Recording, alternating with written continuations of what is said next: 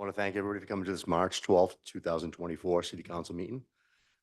This public meeting of the City Council is recorded on Zoom with a link that is posted on the agenda. If you're calling in on the phone, you can press *9 to request to speak. If you're watching on a computer or a device, there's a raise hand button that you can tap or press to request to speak. Please use either of these options during oral communications to be recognized to speak. If technical difficulties arise and the Zoom link is interrupted during an in-person hybrid meeting of the City Council and a quorum is present, the meeting may continue after efforts have been made to reestablish the link. The minutes shall note the interruption. It is the finding of the City of Gloucester that no individual should be denied equal treatment or opportunity because of their age, ancestral, color, disability, including intellectual or developmental, mental disabilities, family status, immigration status, gender identity or expression, military status, marital status, national origin, race, religion, sex, or sexual orientations. I'd like to announce tonight that we have Councilor Frank Majota, we have Councilor Nolan, we have Councilor Gilman, Councilor Grow, Councilor Grace, Councilor Worthley, and Councilor Memhard. We have our CAO, Jill Cahill, is also present on Zoom. And we have our City Clerk, Joanne Sanos, and our Assistant Clerk, Grace Furrier. And Chief Eric Smith from the Gloucester Fire Department. Please.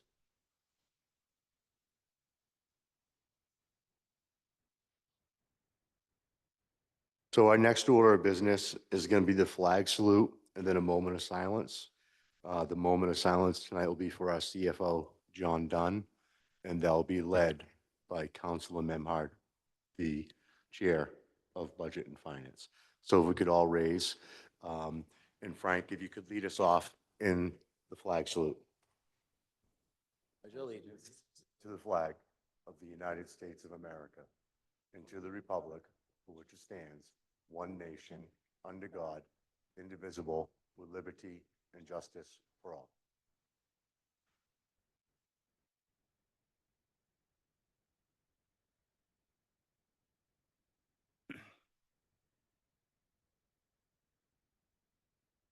John Dunn. I miss John Dunn. A lot of us in Gloucester miss John Dunn. We all owe him a great gratitude and thanks. John served the City of Gloucester as our treasurer and CFO for 10 years, since 2014 until just last week, when he sadly succumbed to cancer at the age of 71. It's still John's signature on our city tax bills and utility bills, so he's living on that way. John was recruited from Beverly by Mayor Carolyn Kirk and continued to serve Gloucester with Mayors Safathio Romeo-Thakin and Greg Verga. I was privileged to work with John for 9 years with the Budget and Finance Committee, among all other city councilors, our CFOs, and the steady oversight of our auditor, Kenny Costa. John was a calm, resourceful, conservative, and clever as he wisely steered our course for Gloucester's financial chart into the future through many shoals and challenges, with his firm, knowledgeable hand on our city's wheel of income and expense, contracts, conjuring up his wonderful projections of navigating debt and long-term obligations. Under John, Gloucester's books were in good order. During budget season and year-end reconciliations of department budgets, I often imagine John Dunn as our very own financial wizard, not unlike Professor Albus Dumbledore, waving his powerful magic wand to conjure up funds where needed. As a person, John was serious, humble, and level-headed, but he also had a wry smile and a bright twinkle in his eye. I like to think of John now, rosy-cheeked sunglasses on, the top of his sporty convertible down and open, with a sunny breeze in his face as he drives into life's beautiful sunset. God rest you, John Dunn.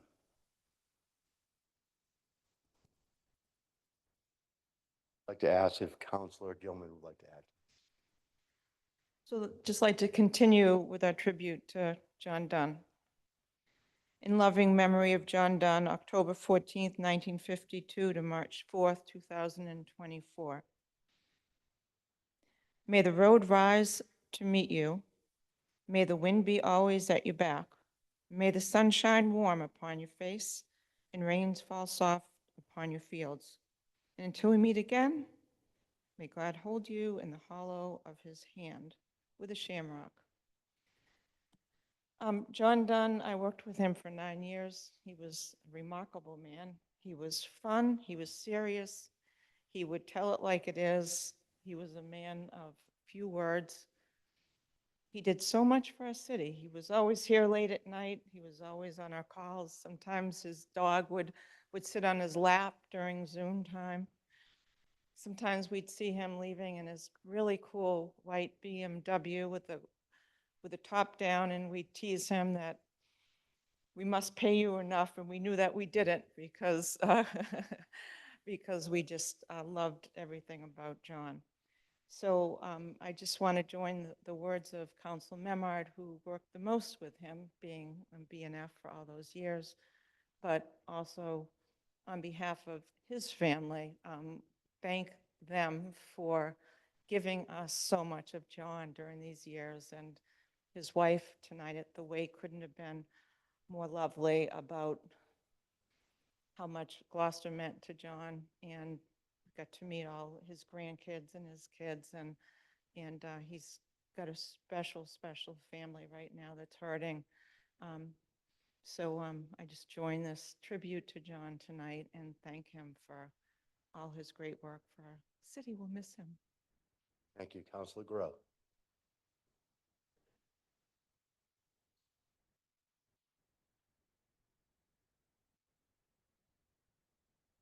Just want to echo what the other counselor said, and I've only known him personally for 2 years, but like Scott said, I think his signature, I've known for, my whole life with the utility bills, and once I got the house and all that fun stuff, they always kept coming, and I see his signature all the time, Mr. John Dunn. So I'm going to miss you. Thank you. Counselor Worthley. Yes, I couldn't possibly do better tributes than the other councilors who've gone before me on this, but I'll just like to add, I've known John Dunn for a long time, and obviously the last 2.5 years, 2 years plus. I think people, who see the invoices and the bills, that's one part of it. He had a great sense of humor, a very dry sense of humor.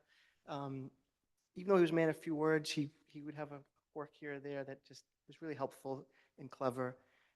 He was very conservative with our budget, and I think that there's some values that we should always just keep in mind to honor his legacies, to just sort of always be thoughtful about the long-term impact of every decision we make. And I think someone said recently, what would John do, right? WWJD, like what would John do? And I think that's probably the best way we can honor his legacy, is to keep some of those financial practices in mind as we move forward. So he will definitely be missed. Thank you for that. Counselor Grace. It's sad that I didn't have the opportunity to know him, being the newest one here. But I've heard nothing but wonderful things about him, and, I wish him Godspeed.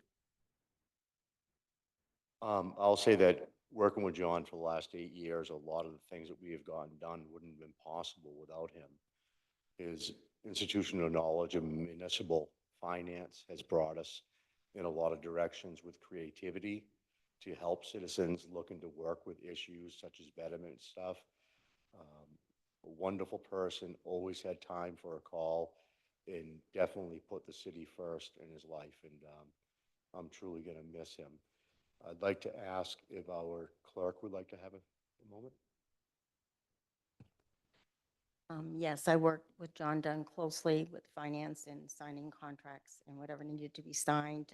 He was a gentleman, and no matter how busy he was, he took the time to explain things to us. He will be missed, and I am glad that I was able to work with him during his time here. Excellent, thank you. Would the CAO like to have a few words?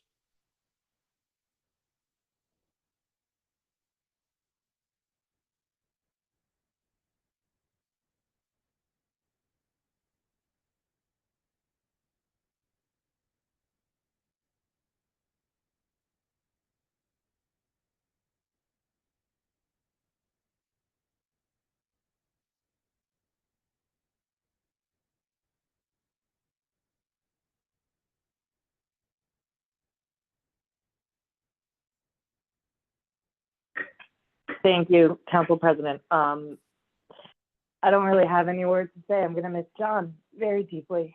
He was a mentor to me, and can't imagine my career with the city without him. So we'll miss you, John. Excellent. Thank you, Jill. So if we could have that moment of silence, that'd be excellent for a great man. Thank you.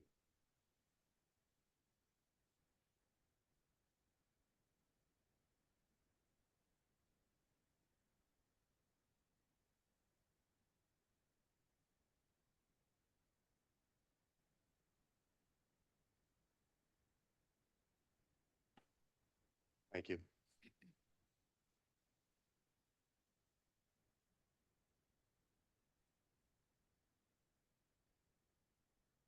All right, so next up, we have oral communication. The public shall have the opportunity at every regular scheduled meeting to be heard under oral communications on matters not apparent on the agenda.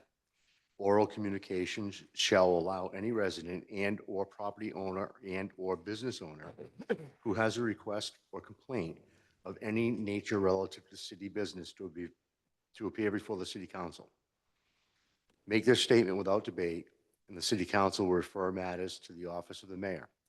Persons speaking under oral communication shall be limited to 3 minutes each, and Councilor Grow will be the timekeeper tonight. First up, I see we have Joel Favaza. Can you hear me? Do I need to be this far back? May I approach so we have a conversation? Hi, guys. For the record, yeah, no, I thought that would be, I figured I would get stopped. For the record, my name is Joel Favaza. I'm a resident of 28 Middle Street. I am a current Capital Improvement Advisory Board member, but I am not speaking in that capacity. I am a former school committee member, and they didn't let me speak on their behalf when I was on the committee. I promise you, they would not have me here speaking on their behalf tonight. I am speaking, however, as a local business owner, a homeowner, a graduate of the Gloucester Public Schools, and the father to 3, soon to be 4 current Gloucester Public School students. And I have a very small ask tonight. I'm simply asking this council request Mayor Verga appoint an ad hoc Cape Ann Regional School Consolidation Commission charged with confirming the advisability and the feasibility of consolidating the Gloucester Public School System and the Rockport Public School System. And if it is confirmed feasible and advisable, to have that commission proceed with initiating and/or facilitating the process necessary to bring that to fruition. And so I know what most of you are thinking. Joel, that is genius. But in case there are any doubters among you, I'll speak really quickly why we need a separate commission and why we need this consolidation. The commission's pretty simple. For those of you who have been on the school committee or simply serving on the city council, you know these positions take enough energy and time just to keep the system you have going. To ask the school administration or the school committee to also plan for an entirely new school district that requires consolidating 2 existing ones on top of all their other tasks would be unfair and unreasonable to expect them to be able to do it. As for why we need the consolidation, it's both an opportunity and a necessity. And so right off the bat, I'm going to save the city of Gloucester $100 million. That's the estimated price tag to combine Plum Cove and Beaman School. And the school committee back in 2015, 2016 voted that that was going to happen after East Vets. East Vets is done, so now we got that on the horizon. If we consolidate with Rockport, the Rockport campus has enough space that between West Parish, East Vets, and the Rockport campus, we can house all K through 5. Actually, we can probably house all pre-K through 5, which means we can get our preschool students out of the industrial park where they're sandwiched between marijuana factories and Varian and actually get them into a school ground, right? Then you go, okay, well, Joel, if you're going to put everybody, all the K through 5, from Beaman and Plum Cove, et cetera, toward the Rockport campus, what about the Rockport middle and high school students? What are you going to do with them? Well, 20 years ago, GHS had about over 1,300 students, and they started off this year with less than 800. 20 years ago, O'Malley had 950 students, and they were down to about 625 this year. So you could take every Rockport Middle School student, drop an O'Malley tomorrow, and you'd have a 14% reduction in population still. Take every RHS students out of Rockport High School, put them into Gloucester, you're down 22%. Both those schools are fresh or renovated, don't need money to welcome those students. The last bullet points I'm going to hit are Rockport needs this as bad, if not more than we do. They have been living on overrides to pass their school budgets. Thank you. And then they were supposed to go from a middle and high school separate to a middle and high school combined next year. They had to do it mid-year because they couldn't make it to the end of this year to do it. And I've heard reports between 8 and 12 positions were just laid off mid-year this year. So they need it as badly as we do, if not more. And there are other districts in the region looking at them. They are the smallest school district in the state. There are Cape Cod communities with larger school districts than Rockport. It makes great sense. I'm done now. Thank you so much for your time. I look forward to that commission being appointed. Thank you very much. Jeff, you.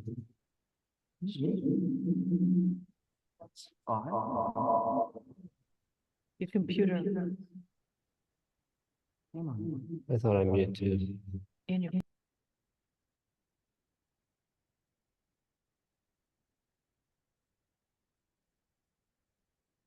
How are you doing tonight? You just give your name and address for the record? Microphone. Hello, my name is Gail Goodue, and I live at 25 Ferry Street in Gloucester. I thank you for the opportunity for this very important issue I'm bringing forth. I am here to the regards of the safety of the Dorothy Talbot O'Malley Rink. As you can imagine, many grandparents and other family members come to enjoy watching the children at the rink. My concerns are you have to go down the bleachers to find seating. We have no railings, and the steps are very, very steep. It is extremely difficult for the majority of people to navigate going up and down them. Falling is dangerous and a liability to the city. Many have mobility issues and are only able to sit at the first two bleachers or stand at the top of the rink. Please take this into consideration and install much-needed railings to enable all to enjoy the activities at the rink. Thank you very much. Thank you. Anybody else here tonight looking to speak for oral communications? All right, seeing none, we'll go to the computer. We have Patty Amaral. Hello, Hey, Patty, if you could just give your name and address for the record. Patty Amaral, 14 Myrtle Square. How Hi, you I'd doing like to tonight? talk about our playgrounds for the 100th time. Oh my goodness, I'm getting old as I talk about it. Our playgrounds need some of that money that is flowing into the city from the COVID, the opera money. I mean, let's get real. We need to have a park and recreation commission. You have 5 people. It's a wonderful thing. You have it in your charter. You have 5 people one from each ward. Then you have ex officio from the DPW. Doesn't cost a lot of money. Person could still be on the clock. I'm not sure why we don't do this. So our parks are bad. Does anyone in the audience or anyone on the city council go to our parks and playgrounds? Do they go and see the deterioration? You can't just let it fall apart and then say, we're going to build new. The taxpayers can't handle that continuously. Some of these things are simple fixes, and yet time after time after time, I'm up here talking about it. I just don't understand why this can't be fixed. And I don't understand why I don't see anyone's faces either. That's kind of weird. I'm just seeing my name. So, because I'm not sure what your reaction is to my words, and that kind of makes me feel strange in a public meeting. I'm sorry I wasn't able to be there. I just ran in the door. And I'm also very, very concerned about the fact that we are going to fold in Magnolia Woods, Dogtown, and Stagefoot Park advisory committees into the open space. I sent Jeff Worthley videos of the open space meeting where everyone there seems to be concerned about this. And yet there was a meeting, I guess, that everyone voted on something. I'm not sure, because it's just oblivious to some things that happen in our city. And this can't happen because, number one, they have money. and they have projects that haven't been finished. Like I'm pretty sure the cannons, there's a walkway at up at not stage 4, at the gardens. I don't know how much money Dogtown has, but open space never had any money. And I know this because I sat on it for like, what, 10, 11 years. I'm not sure how much volunteer time I gave to open space, but I really enjoyed the people I worked with on that board, really hardworking volunteers. You know, something has to be done. We can't wait for a person, like Joel says, he has children. People 10 have seconds. children. So please, please take some of that money. I think it was talked about at the campaign that playgrounds were going to be an issue, something that the mayor was going to work on. Let's please work on it. I'm getting older by the minute. Thank you. Have a Thank great you. night, Thank you, Patty. everybody. Take care. Do we have anybody else that'd like to speak under oral communications? Beverly Palmachi. Beverly Palmachi, 8 Commonwealth Avenue. I understand that with the recent high tide, there was flooding at the high school and near the water treatment plant. And I was under the impression that the berms and the corrugated metal sheets and whatnot that were installed at great expense was going to control the flooding. I know nothing about this, just what I've been told.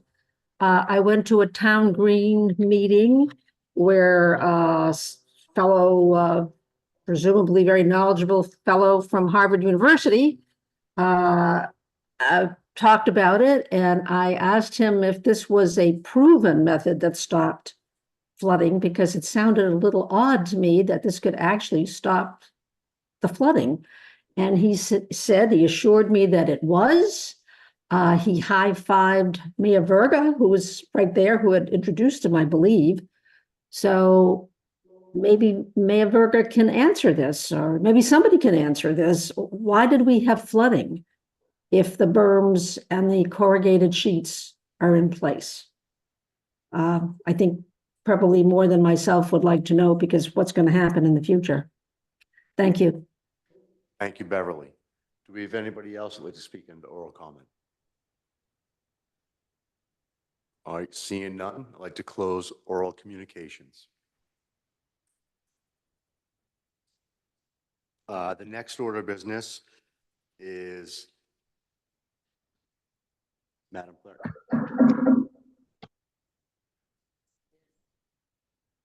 The next order of business is the confirmation of new appointments. The Board of Health, Erin George, term to expire 2/15/27. Councilor Majota. Committee recommendation on a motion by Council Grace, second by Council Gross. The Ordinance and Administration Committee voted 3 in favor, 0 opposed, to recommend that the City Council appoint Erin George to the Board of Health, term ending 2/15/27, and I so move. Second. Erin, how you doing tonight? Would you like to come up and address the council?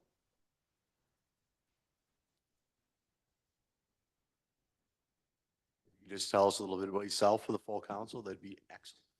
I am hoping folks can hear me. So my name is Erin George. I am nearly a lifelong resident of Gloucester, besides college and a year in Danvers when I couldn't find a place here in town. I currently work over at Action Inc. and my background is as a social worker and exclusively work right now in housing. In speaking with the new director, Dominique Curley, I was so impressed with her vision of the department. I know there's been some transitions in the department, and I'm excited for her vision and what she's looking forward to doing. It was a lot of leveraging community relationships and kind of creating some coalition building as the city to be more of a funneler of resources to local community entities. I work over at Action and have been able to see the work of so many members of that department, like their inspectional services and stuff, and have been really impressed. And as a resident of Gloucester, I would like to give back to my community, being here for so many years. Feel like I need to do my part, and this seemed like a great fit. So in talking to Dominique, and I also had the ability to talk to Joe Rosa with his leadership of the Board of Health, and it seemed like it would be a great fit.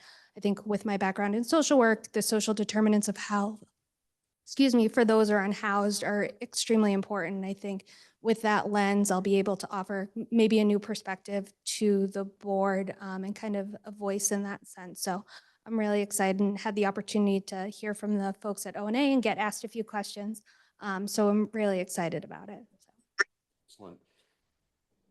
Our CAO, Jill Cahill, would you like to comment on this? Sorry, I was just, I totally lost connection there for a minute, but thank you, Aaron, for stepping up. I believe Joe Rosa, our Chair of the Board of Health, is present, and we just want to thank Aaron. She's perfectly qualified, and we're thrilled to add some gender diversity to the board and looking forward to what she brings. Excellent. Thank you, Jill. Are there any members of the council that would like to ask any questions? Councilor Grow. Can we get two of you? We'll see. I'm a big personality to handle, so I'm sure they will have enough with one. And I'm excited to be a part of the board with the great work that they're doing and be of whatever support I can. So Excellent. Any other questions, have any council? I just want to say again that how excited I am to have someone with a social work background being on the Board of Health, not just with the work that you do with housing, but how can you work with the individual that may need housing or be having problems maintaining housing. And I think it's very special to have someone like you, Aaron, on this committee, and I will totally support you.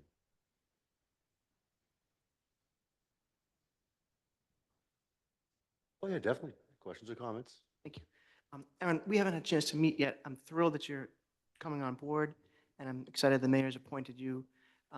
As you know, the Board of Health has its statutory authority, not through the city of Gloucester, but through the Commonwealth of Massachusetts.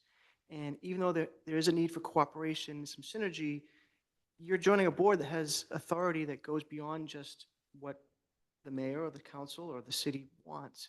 And I trust and appreciate how much we're putting trust in you to do this with your members and with Joe Rosa here to do as well. The work that they've done has been remarkable. The department has some challenges over the years, and even though the staff are city employees, they also work for the Board of Health and have some independence there, and I welcome your thoughts. I love that you have a social background, social worker background. Claudia Schweitzer, who has retired from the Board of Health after, I've lost track of how many decades, maybe 22, 23 years, I think. It's big shoes to fill, but I appreciate that you acknowledge you have a big personality and will do your best to fill that. Thank you for joining us. Other questions or comments? All right, hearing none, I'll call the roll. Nope. We're all here. Oh, that's right, we are all. So this would be all in favor? Aye? Aye. Aye. The ayes have it. thank you all so much. Have a good rest of your night. So the ayes pass, 7 in favor, 2 absent, 0 opposed. Next on the agenda, Madam Clerk. Next item on the agenda is the consent agenda. Is there any councils that wish to pull any matters off the consent agenda? Councilor Gilman. I'd like to remove City Council 2024-009 Gilman, amend the GZO Section 1.11.5, vote of the City Council, subsection D, required majority from the consent agenda. Anybody else? So I'd like to move to accept the consent agenda as amended. If Second. ready. So then those in favor? Aye. Aye. The ayes have it, 7 in favor, 2 absent, and I'll turn this over to Councilor Gilman. Thank you, Council President.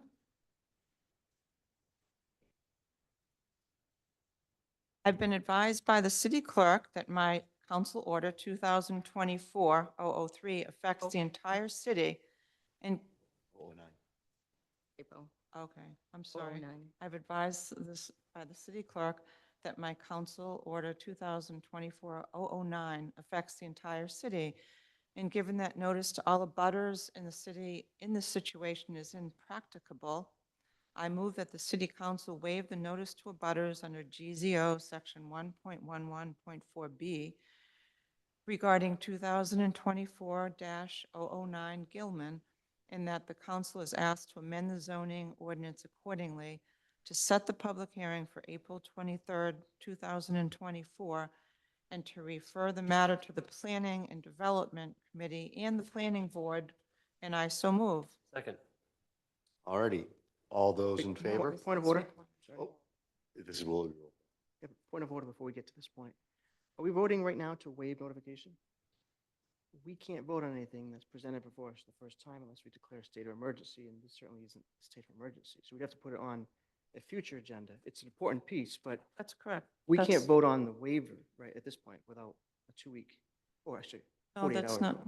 May I? We've done this all the time. You pull it off the Well, if you've consent done it all the agenda. time, you've done it wrong all the time. No, We no, can't no. vote on any matter that comes before us for the first time. That's Wait. just like oral communications. We can't address things that come before us for the first time. Waiving, you're just waiving, you have to waive notice to the abutters the first time it appears when you pull it off the agenda. I read it before the public hearing. Okay, so Well, we're setting the public hearing for April 23rd. after the Plan Development Committee, Yes, we have to refer this to Planning Board and to P&D. So if you don't waive notice to the abutters and set the public hearing and refer this to Planning Board, then they can't move forward on it. just thought we didn't take that vote before we have the public hearing. And we can't, I just don't know that we've ever voted on anything the first time it appears before us unless we declare a state of emergency. We've always done this, Counselor. This has been always our practice as recommended by our attorney. Not always, in the time that you've been here, but Well, 9 years. yeah, the 20 Okay. years ago I served, Okay. we didn't do that. And the issue here is that we are in realization that how many households are there? 16,000 households? I'm not disputing the merits of Point of the order? waiving. Okay. The point of order. Point of I'm order? not- Bro, My comment, Would you please allow the counselor to finish their statement before interrupting? Sorry, I wasn't interrupting. She was interrupting the point of order that I. Point made. of order. What Robert's rule order am I violating? Counsel Worthley, could you please let Counselor Gilman finish? She wants to advocate for the issue, fine, but that's not, my point is simply on a procedural thing. Can we vote on something before it comes before us for the first time? That's the only question. That's the only point of order I've made. this is a referral, per the chair, may I speak? You may.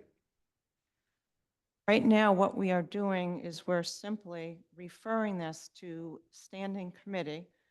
And because it's impracticable to spend the amount of money, which is about $20,000, Joanne, to the 16,000 houses, this is our opportunity to waive sending notices out. And all we're doing right now is we are stating that we are going to be referring this to Planning Board and then P&D, and we've stated the times.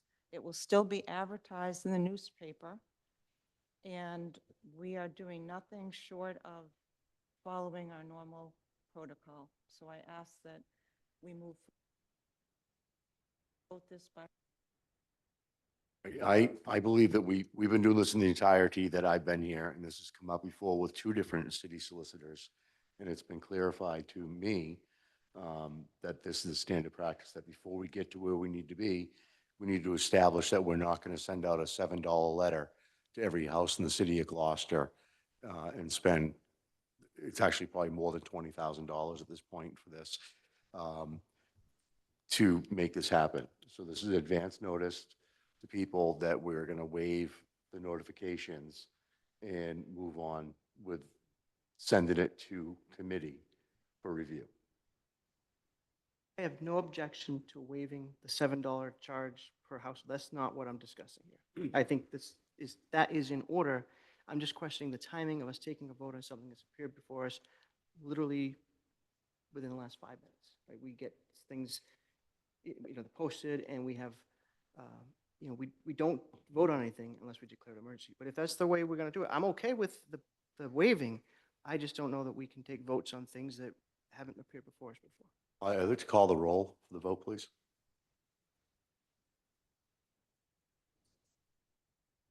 Okay. I'd like to explain. You're not voting on the matter. You're voting on the referral and waiving the notice instead and the public hearing in accordance with that section. But taking a vote to waive the notification. Yes, That's a according vote. to 111-4B. And then in that section, you have to set the public hearing, okay? And then you're voting for the referral, too. All right, so we are going to do a roll. Madam Clerk, could you call the roll, please? Counselor Majota, Yes. Counselor Memhard, Yes. Counselor Nolan, Yes. Counselor Worthley. No. Counselor Benson is absent. Counselor Gilman, Yes. Counselor Grace, and Counselor Gross is absent, and Counselor Grow. Yes. The motion passes 6 in favor, 1 opposed, and 2 absent. All right, and the next order of business, Madam Clerk. Next order of business is the unanimous consent calendar. I'd like to move to accept the unanimous consent agenda calendar. Second. Second. All in favor? All in favor? Aye. Aye. Aye. Aye. All opposed? The motion passes 7 in favor, 2 absent, 0 opposed. Thank you. Next order of business, Madam Clerk. Next order of business is the Budget and Finance Standing Committee report of March 7th. Council Memhard, do you have enough mints and water for what you have to do tonight? This is the easy part to start here tonight. We have 2 matters. The first is a fairly straightforward one from the fire department, and the second one is a little longer, involving city policy regarding surplus funding and allocating those to various reserve funds. So the first item is a memorandum from our fire chief, Eric Smith, requesting our acceptance of fiscal year 2024 Mass DFS Fire Safety Equipment Grant in the amount of $12,266. And the recommendation on a motion by myself, seconded by Councilor Worthley, Budget and Finance Committee voted 3 in favor, 0 opposed, to recommend that the City Council accept a state grant under Mass General Law 4453A, a fiscal year 2024 firefighter safety equipment grant from the Executive Office of Public Safety and Security, Department of Fire Services, in the amount of $12,200.66. And this is for the purpose of purchasing a handheld thermal imager. The grant period is through June 30th, 2024, and there is no local match for this grant, and I so move. Second. All righty. Chief Smith is on the line. Would you like to add to any of this? Yeah, good evening, Council. This particular grant that the state put forward, we just really like to thank Senator Tarr and Representative Ferrante. They go out of their way every year to push funding for these particular grant opportunities, which, you know, it's not a lot of money, but it's very helpful. These things are pretty expensive devices, and it adds up, and every dollar that we can get from another source is one less, you know, city dollar that can be used for something else. So it is certainly helpful. The imagers that we have are nearing end of service life. We have a rotation and replacement plan in place. This will actually fund about 2.5 of those. Because we're buying basically the same equipment, we're going to get almost 50% off on the replacement by turning in the old ones for the new ones and bringing them up to the current NFPA standards. So it's a good move for the city. Most of the cost is getting covered by the state, which is excellent. So we're just happy to be able to do it. Excellent. Thank you, Chief Smith. Is there any councilor questions or comments on this? All right, hearing none, this is a simple voice vote. All in favor? Aye. All opposed? So the ayes have it, 7 in favor, 2 absent. Next order of business, Councilman Hart. The next item is a memorandum for our city auditor regarding notification of free cash, and a memorandum from the Assistant CFO regarding the allocation of the July 1st, 2023 general fund free cash. And before I start, I didn't know if CAO Jill Cahill would like to just describe the policies that we've adopted in the city through the administration regarding free cash allocations and the planning behind that. Sure, and through you, Mr. President, to the council, sorry, my camera's not on. It got a little emotional during the John thing, so I'd prefer not to turn it on tonight, if that's okay. So in honor, right? No, not just in honor of John, but one of the things that previous administration under Mayor Safatio Ramataken's leadership, Jim Destino and John Dunn, they put together a very sound financial policy to build up our stabilization funds. Because of that, we're in a position as we embark on what is up to a $200 million wastewater treatment plant upgrade. We actually have some stabilization funds to lean on. So Mayor Verga feels strongly to continue with those. You can see the breakdown in your packet, the order in which they go. The other two new things that this mayor has introduced, Mayor Verga has introduced, is one, in his first year of his first term, we agreed to put all short-term rental tax collections into the Affordable Housing Trust. Under John Dunn's leadership, he recommended that we do that at the time of certifying free cash. So you'll see that in front of you as well. And then the new one to this year is related to setting up the opioid abatement settlement funds. There was guidance given to Kenny. I don't know if he's on tonight. He can give you any details about it. Between the auditor and the CFO received guidance from the state on how that fund could be set up. There's very strict guidelines on how it can be spent. So what's in front of you tonight, that we didn't have this in for FY23. So what's in front of you tonight is the movement of what we received in FY23 into that fund. Again, it was a practice of John's to move things at the time of certification of free cash.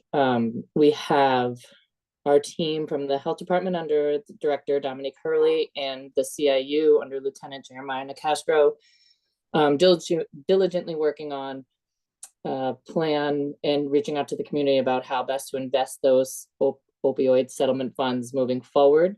As of now, I believe the approved expense out of there is a clinical social work supervisor for Tito Rodriguez, who works in the CIU. So you'll see more to come on those funds.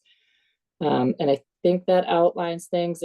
If Kenny's on, he can give you, if you have questions about kind of the rules around any of these are balanced. I think the balances are included in all your packets as well. Excellent. Thank you, CAO Jill. But I apologize for no camera. I don't look great right now. Very emotional. We totally understand. So I'll go ahead, Council President, with the motions. Please. So the first one is a transfer of $450,000 from the general fund free cash to our OPEB trust fund. Committee recommendation on a motion by myself, Councilor Memhard, seconded by Councilor Worthley. Budget and Finance Committee voted 3 in favor, 0 opposed, to recommend that the City Council approve supplemental appropriation 2024 SA7 in the amount of $450,000 from the general fund undesignated fund balance account number as noted to the other post-employment benefit, or OPEB trust fund. The transfer in from the general fund account number is noted to partially fund the city's OPEB unfunded liability, and I so move. Second. All right, and this will be a roll call vote unless there's any council questions or comments. Council Worthley. So, a little further explanation. I think Councilor Memhard does a fine job with this. We just want to add, we are required to fully fund our pension, and there's a deadline of 2034, fiscal year 2034, where we expect that it will be fully funded. That's based on market changes and contribution, things like that. The OPEB trust is the other post-employment benefits, as Councilman Memhard mentioned. It's health insurance, it's life insurance, it's deferred compensation. And there is no statute yet that determines that we have to do this.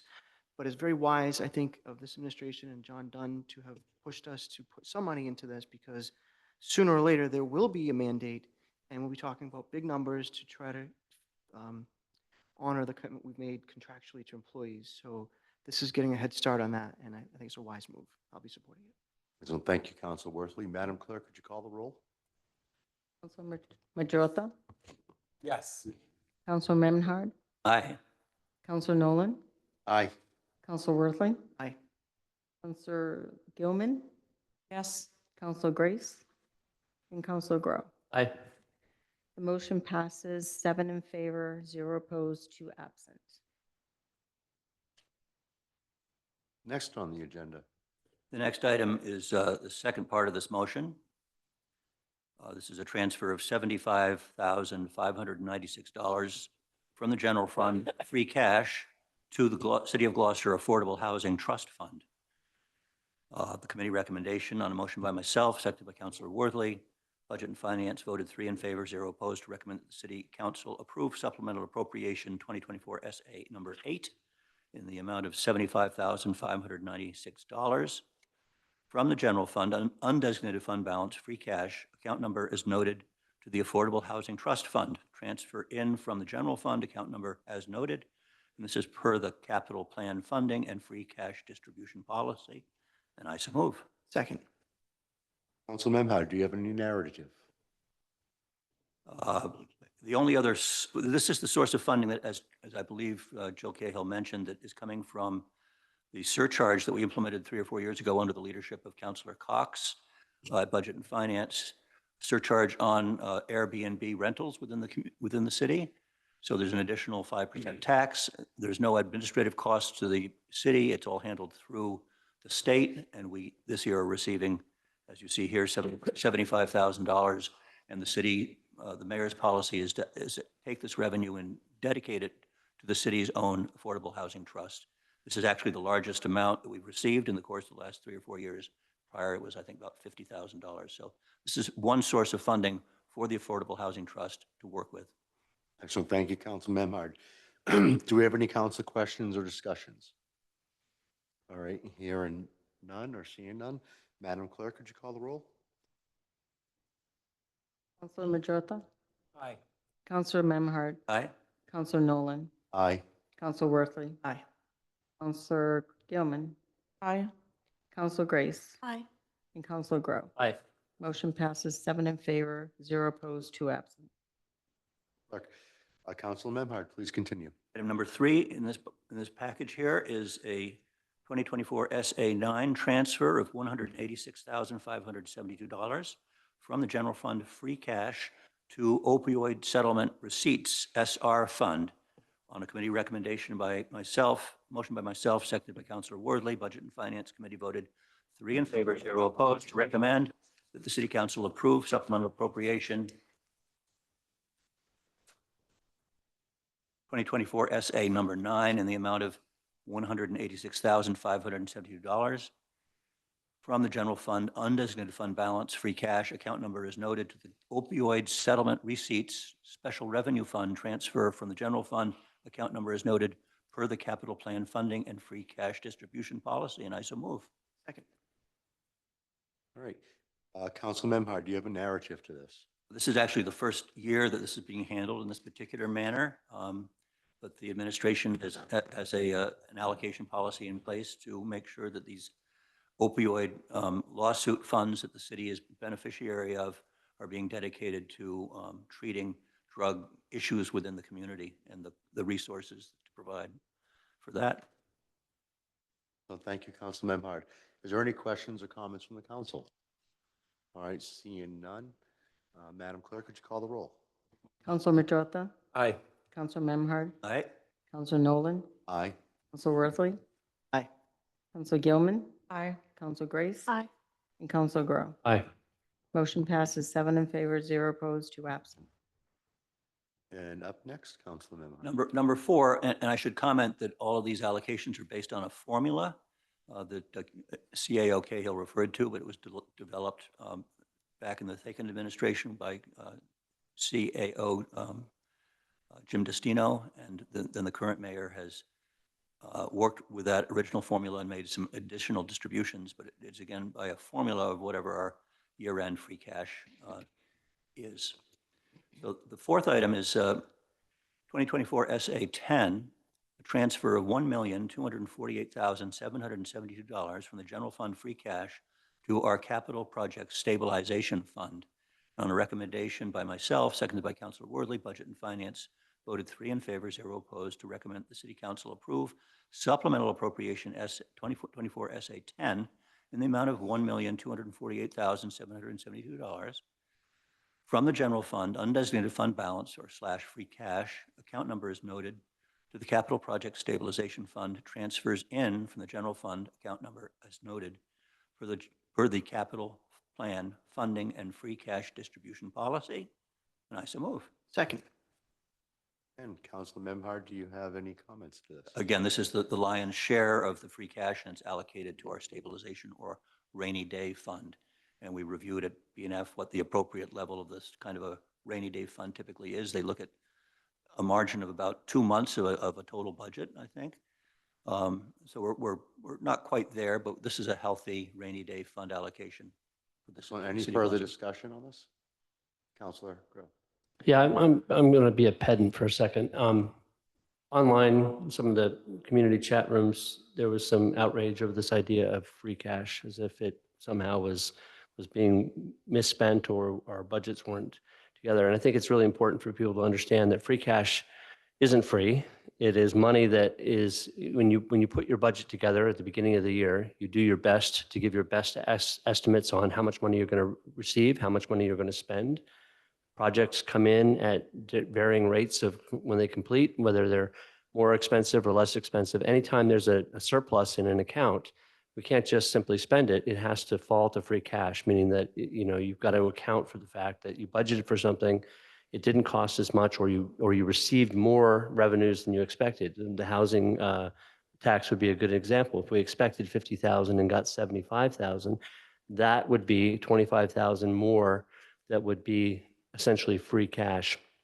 So I just want people to understand this is not free. This is not misallocated money. It's just money that has, when you get to the final process of the year and you start to analyze what your accounts look like, sometimes you get more money than you expected. Sometimes things cost less than you expected. If there's a personnel change and there's a position not filled, that's money that falls to free cash. So I just want people to understand that this isn't some sort of nefarious scheme to use tax dollars unwisely. And by putting them in stabilization accounts, we're actually doing a really important job in preparing for future unexpected expenditures. If I could follow up, that was a good question, and we had a discussion about this with Kenny Costa, our city auditor. There have been years going back in the city where we had zero free cash or a negative free cash. The fact that we're running the city's financial matters, again, this is a tribute to John Dunn. We're running them fiscally and carefully and conservatively. This is something that actually saves us money, because the bond rating institutions in Manhattan, when we go to borrow money for a new school or a new sewer treatment plant, they look at how we manage our money, and this affects the rates that we're charged, and we have a very good rating as a result of this sound fiscal management. Excellent. Thank you, Councilors Grow and Memhard on that. Is there any other questions or comments or discussion? All right, hearing none, could we call the roll? Councilor Majota, Aye. Councilor Memhard, Aye. Councilor Nolan, Aye. Councilor Worthley, Aye. Councilor Gilman, Aye. Councilor Grace, Aye. and Councilor Grow. Aye. Motion passes 7 in favor, 0 opposed, 2 absent. Next up, Councilor Memhard. Number 5 is a 2024 SA11 transfer of $713,584 from the general fund free cash to our building maintenance stabilization fund. And the committee recommendation was that on a motion by myself, seconded by Councilor Worthley, Budget and Finance Committee voted 3 in favor, 0 opposed, to recommend that the City Council approve supplemental appropriation 2024 SA11 in the amount of $713,584 from the general fund, undesignated fund balance or free cash, account number is noted, to the Building Maintenance Stabilization Fund, transfers in from the general fund, account number is noted, per the capital plan funding and free cash distribution policy of the City of Gloucester, and I so move. Second. Hey, Councilor Memhard, do you have any narrative on this? Same thing again, these are funds that are reserved specifically for maintenance of city-owned buildings. Excellent, thank you. Is there any discussion, comments, or questions from the council? All right, seeing none. Madam Clerk, if you call the roll, please. Councilor Majota, Aye. Councilor Memhard, Aye. Councilor Nolan, Aye. Councilor Worthley, Aye. Councilor Gilman, Aye. Councilor Grace, Aye. and Councilor Grow. Aye. Motion passes 7 in favor, 0 opposed, 2 absent. And Council Memhard. We have two more here.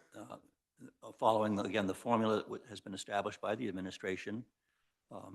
Item number 6 is a 2024 SA-12 transfer of $356,792 from general fund free cash to the general stabilization fund.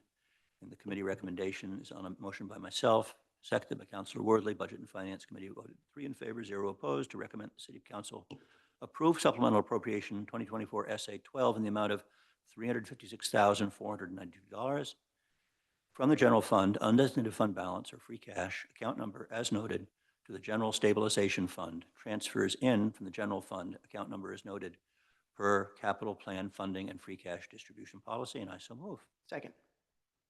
Great. Councilor Memhard, do you have any narrative on this? Nothing further. Again, this is a general stabilization fund. Excellent. Councilor Grow, do you have any discussion? Yeah, I just want to point out, this is a particularly important one, I think, for the city. Everybody complains about the potholes, and we know about the potholes and the inability to navigate our streets safely because they're old and they need to be maintained. Unfortunately, the money that we get from the state is allocated out of a formula that is a little strange, but we get less than $700,000 a year from the state for road maintenance. And if you ask Mike Hale, I think it's about $350,000 to $400,000 to repave a mile of city road. So we don't get a whole lot of latitude from the state. And of course, the state, it funds this through our cherry sheets, has consistently funded road repair in the entire Commonwealth at around $200 million and has essentially refused to budge off that level. So communities like ours, which have a lot of old streets and a lot of old roads, are not getting the kind of funding that we need. So when we have an opportunity to put money into the stabilization account to bolster the ability to fix and repair our streets, we should definitely take advantage of it. Excellent. Thank you, Councilor Grow. Any other questions or comments? Seeing none, Madam Clerk, would you call the roll, please? Councilor Majota, Aye. Councilor Memhard, Aye. Councilor Nolan, Aye. Councilor Worthley, Aye. Councilor Gilman, Aye. Councilor Grace, Aye. and Councilor Grow. Aye. Motion passes 7 in favor, 0 opposed, 2 absent.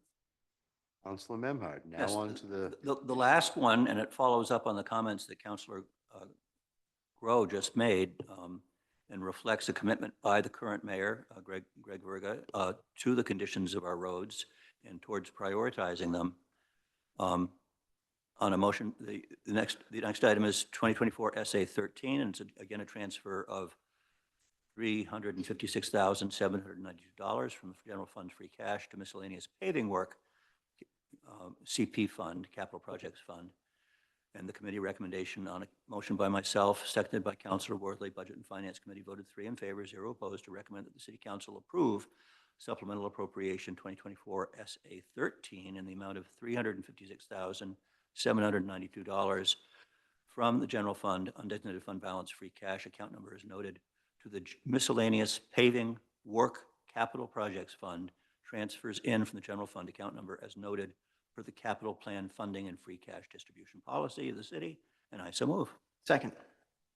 excellent. Is there a narrative to this, or did Jason already cover it? Jason touched on it, and again, this is something new this year. We changed the formula last year to reflect a commitment towards allocating resources to addressing the potholes and the paving challenges of our city. And this is a direct reflection of a policy change that's been made, and we're living by it. Excellent. Councilor Grow. What I said before, Ditto. I say for that. I was having so much fun, I thought we were already done. Councilor now. Gilman.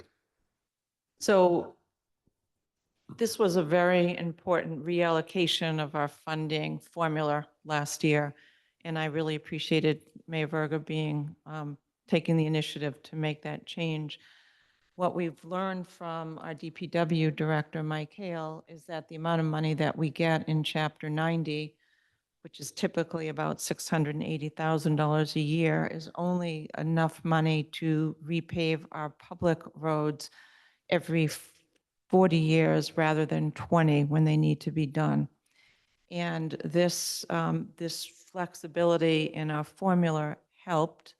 And additionally, we also got additional money this year in Chapter 90 as part of the budget as well.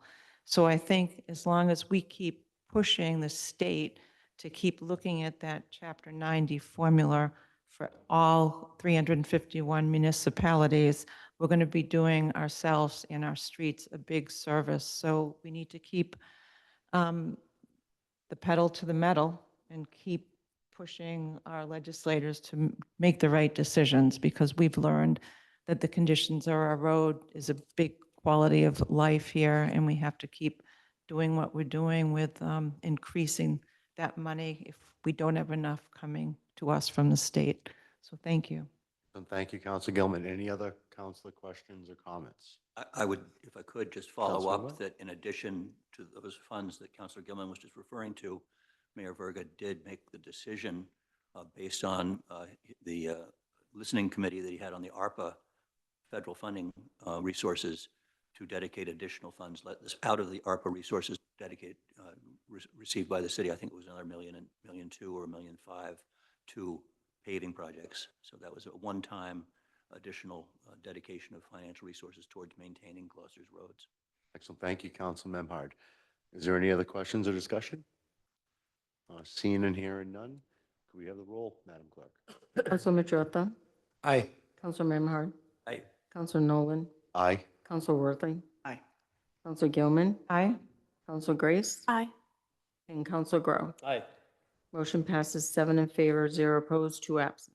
Excellent. Thank you, Councilor Memhard, for your spirited narrative and I see a Gil Santos type response to color on numbers. Thank you. Madam Clerk, next on the agenda, please. The Ordinance and Administration Standing Committee report of March 4th. Excellent. Councilor Majota. Committee recommendation on a motion by Council Gray, second by Council Gross. The Ordinance and Administration Committee voted 3 in favor, 0 opposed. Recommend that the City Council pursue the City Charter, Section 2(7)A, concerning the election of the City Clerk-elect Grace E. Poirier as the City Clerk for a term effective April 6, 2024 to April 30th, 2026. And I so move. Second. The motion's been made and seconded by Councilor Grace. Grace Poirier, would you like to come to the podium, please?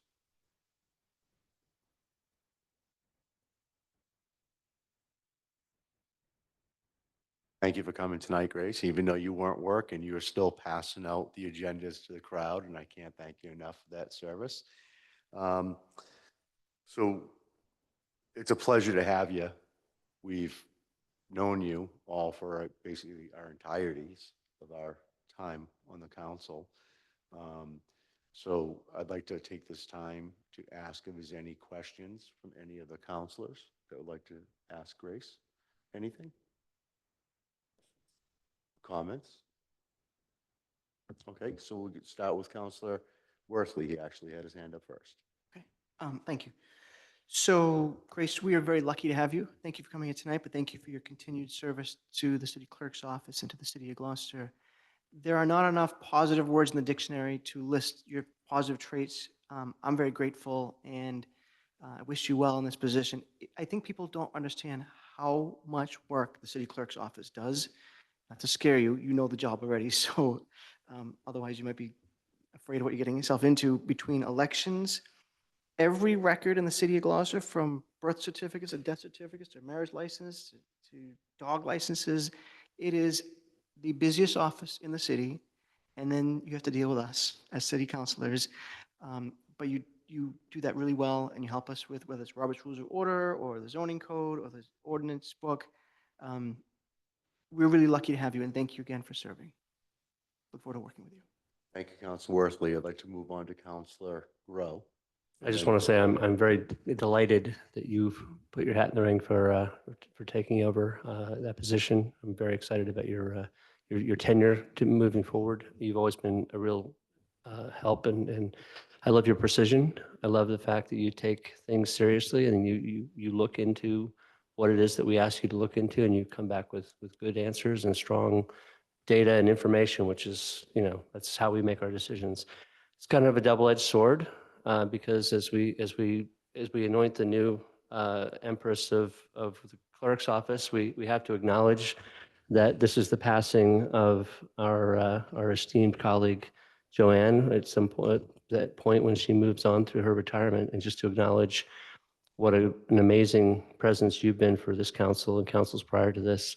And I'm sure you have been a tremendous mentor to Grace, and I look forward to your having passed that wisdom on and then through her to us. So thank you, and thank you.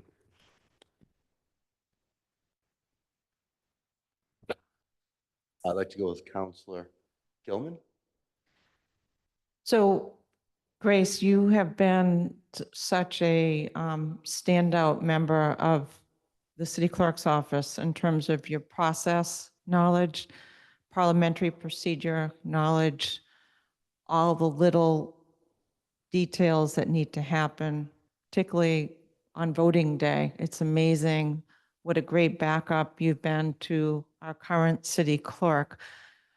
Our voting process has become so technical with early voting and write-in voting and everything else with the new requirements, many unfunded mandates, and you've just been, your attention to detail is amazing. When I've helped a little bit in the clerk's office on those days, and you know, you're always right there checking and following up and making sure everything is perfectly executed. And that's one of the most important components of the city clerk's office. So I am going to be supporting your appointment. You've had a great role model who we're going to miss greatly, but I know that you're ready to go. And the certification that you've gone after in parliamentary procedure and all the rules of city clerk's office, that's knowledge that you continue to share with us, and keep doing that sharing, because you're a fountain of knowledge, as has the city clerk been. And it takes a village. You've got to educate all of us on all this stuff. And I'm really grateful that you stepped forward, and I'm looking forward to celebrating a fun time with Joanne, who so much deserves a retirement to spend with her grandkids and her family. So anyway, thank you so much. Thank you, Counselor Gilman. Counselor Memhard. Simply echo all that my prior counselors have said, and I have full confidence that you will do this job with great grace. Thank you. Counselor Majota. Yeah, you're going to do great. Looking forward to it. You have my support, and Joanne, we're going to miss you. Counselor Grace. Thank you so very much for all of your knowledge, your expertise, your grace, your kindness, and I'm looking forward to working with you, and I appreciate you. Excellent. Thank you, Counselor Grace. You've heard this before again, but I'll let the whole city hear it. When I first became a counselor, we were in the middle of replacing Linda Lowe as clerk. And we had interviews of a lot of people for clerk and for the assistant clerk. We went with Joanne Sanos as our clerk, and that was probably one of the best decisions that we had made as a council at that time. Her ethic, her communication skills has been second to none. And I don't regret that for 1 second. And Joanne, thank you for all your service. You've definitely put your time in. I can't thank you enough for that. Grace, when we're going through the assistant clerks, we had only one real question for you, and that was, it was two. Learn a little bit more about Robert's rules, and to come to a couple of city council meetings to see how they worked, so you could fill in and understand what's happening. And not only did you come to city council meetings, you came to almost all of them until COVID. And from what I understand, you didn't take any comp time. You learned, you were eager to be here, to learn the process and to serve the city. And I think that we knew from the start that we were hoping that you would be here for the time that's in front of us tonight to ask you to be our clerk, hopefully, in the vote. And also the Robert's rules. And you've taken that, you've taken courses, and you've been certified. And it was a very easy selection for the search committee and for O&A. you got some big shoes to fill. I always joke that Val's my work wife. And I always tell my wife that Joanne's my work mom. Yeah, I've never told her that before. But that's, you know. I think I'm older than Joanne, though. Not trying to be This may weird, get but- weird in a second, so be Yeah, careful. but we lean on the clerk a lot, and Joanne has been fantastic, and you do have some big shoes to fill. And again, I couldn't be happier, and I'm definitely going to support you tonight. And thank you very much. And Joanne, thank you for everything. You're welcome. It's a pleasure serving. Thank you. Okay, so with that being said, can you call the roll? Oh, we have to Voice. do I vote. Oh. Let's do a roll You call roll for call? this one. Sure. Yeah. Okay. Good. Council Majota, Absolutely. Aye. Council Memhard, Aye. Council Nolan, Absolutely, aye. Council Worthley, Aye, thank you. Council Gilman, Absolutely, aye. Thank you. Council Grace, Absolutely. and Council Grow. Without reservation, aye. Motion passes 7 in favor, 0 opposed. Thank you, Grace. Would you like to say something? Thank you. It's not able. Thank you for the confidence that you have put in me tonight, and I look forward to working with all of you come April. Thank you. Next order of business, Madam Clerk. So the Planning and Development Committee of March 6th did not meet. So the next order of business is the scheduled public hearings, public hearing 2024-004, rezoning 2024-001, council order 2024-003 to amend Gloucester zoning ordinance sections 5.16.12 affordable component and section 5.16.13 payment in lieu. All right, I am going to open the public hearings, and I am going to continue it to March 26, 2024, and close. Can I say something, Council President? Yes, you may. Just want to, for people who are following this, if they're interested, the planning board did make the recommendation. It's being sent to Planning and Development, and it'll be discussed next Wednesday night. Excellent. Thank you, Councilor Grow. Madam Clerk, next on the agenda. The second public hearing, it's public hearing 2024-004. The recommendations from the Community Preservation Committee round 14 FY23. Excellent. So I am going to open the public hearing and ask if there's anybody speaking in favor, and I believe that's going to be Matt. How you doing tonight, Matt? And all the applicants? Do I need to raise my hand to share my screen, Joanne? Let me just.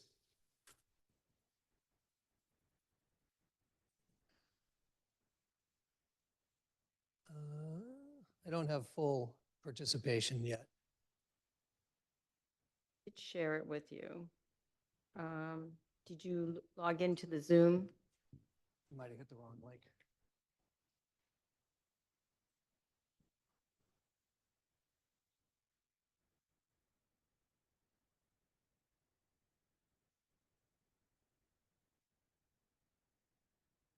Wait, so let me, I promoted you a panelist, so, okay, there you go.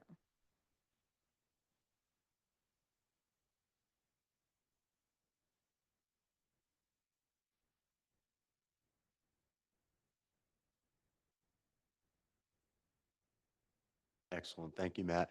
And for the record, could you introduce yourself and your address, please?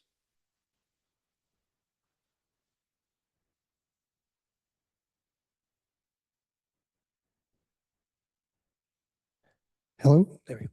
Yes, I'm Matt Lundberg, 21 Middle Street, Gloucester, and I'm the current chair of the Community Preservation Committee in Gloucester. Tonight we'll be recommending our round 14 2023 projects for funding through the Community Preservation Act by the City Council.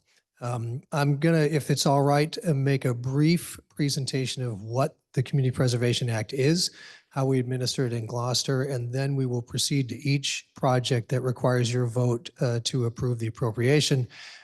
For each of those projects, there is a representative either here in person or online who will speak to any details and answer any questions about each project.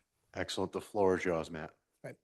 The Community Preservation Act is a state law that was created in 2001, and its purpose was to encourage municipalities to reserve some funding that could be used towards the one of three purposes: historic preservation, affordable housing, and open space and recreation projects.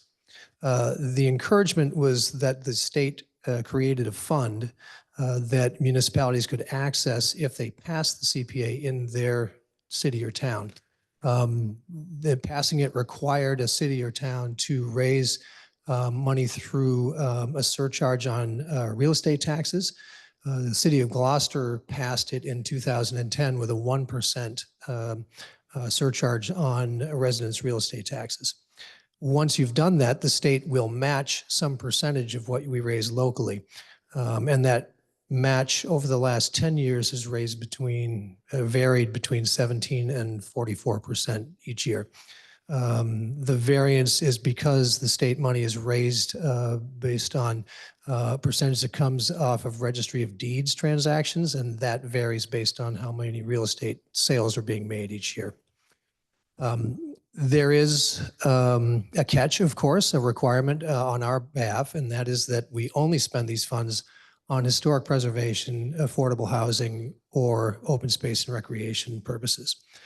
In order to make sure that we do, any city or town that adopts the CPA must create a CPC, a Community Preservation Committee. And that committee is made up in Gloucester of 5 members, 9 members total, 4 at large, and 1 each from the Planning Board, the Historical Commission, the Housing Authority, the Open Space and Recreation Commission, and the Conservation Commission. So each year we follow a process, which I will get to in a minute, but our job is to make sure that we only recommend projects that qualify under the Community Preservation Act for your funding. We get a lot of applications each year. We winnow that and recommend the ones that we think are most deserving each year. We have 3 projects, there we go. We have 12 projects that we're recommending to the City Council this year. And we will speak to each of these in turn over the rest of the presentation in the evening. These are the 12. There are 9 historic preservation projects and 3 affordable housing projects this year. Before we get into them, very briefly, here's the process that we run through each year. Each year we open a public process to allow anybody to understand what the CPA is about and encourage people to submit applications. We first vet those for eligibility, and we work closely with the grants department of the city in order to do that. Once we approve eligible projects, full applications are required, and they are quite extensive. And we get those by May. And then we spend the summer making site visits, talking with the applicants, helping them fine-tune their applications. They each make presentations to us. And then we work with the city auditor to make sure we know exactly how many funds are available. And once we've got that, we deliberate, usually over 2 meetings, but sometimes 3, to whittle our recommendations to you down to the package that we come up with. At that point, we recommend them to the mayor. It goes to BNF, and after BNF reviews and recommends, we come to where we are this evening. So that's the full process. Once you approve, agreements are made between the cities and the applicants that govern the release of funds. I should mention funds are only released as approved activities on these projects are completed and invoiced by the party that did it. We never give money to applicants beforehand. We only do it after the work is done. So without further ado, we shall proceed into each project. Again, I mentioned there are 12 projects this year, 9 historic and 3 community housing. This slide briefly says where the Community Preservation Act funds sat before these recommendations and where they sit afterwards. We are recommending those 12 projects total of $891,469 of appropriation recommendations this year. So the first project is from the Cape Ann Museum. Martha Oakes is with us from the museum this evening. And actually the first two projects are from the museum. This first one is restoration. Yes. Yes. In interest of time and how long we've been here, does anybody like to take a recess for a few minutes before we go into the longer public hearing for a break? Yes. We do a 2-minute recess. Great. Excellent. Sorry about that. Just to know everybody in the audience want to stretch their legs. We're all here for a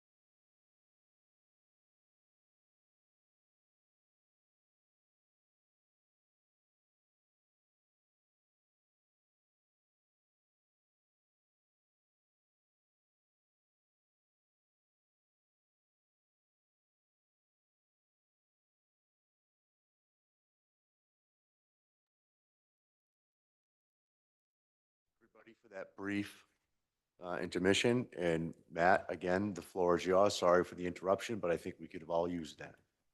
Thank you. Our first project for recommendation is the 14 Elm Street preservation from the Cape Ann Museum. I should mention that initial applications come in with a requested amount, and sometimes we recommend the full requested amount to you. Sometimes we recommend less. In this case, the request was for $170,000. We recommended $75,000. It's an historical preservation project. I won't read the rest of the comments, and I would turn the any more presentation and questions over to Martha Oakes. Come on up.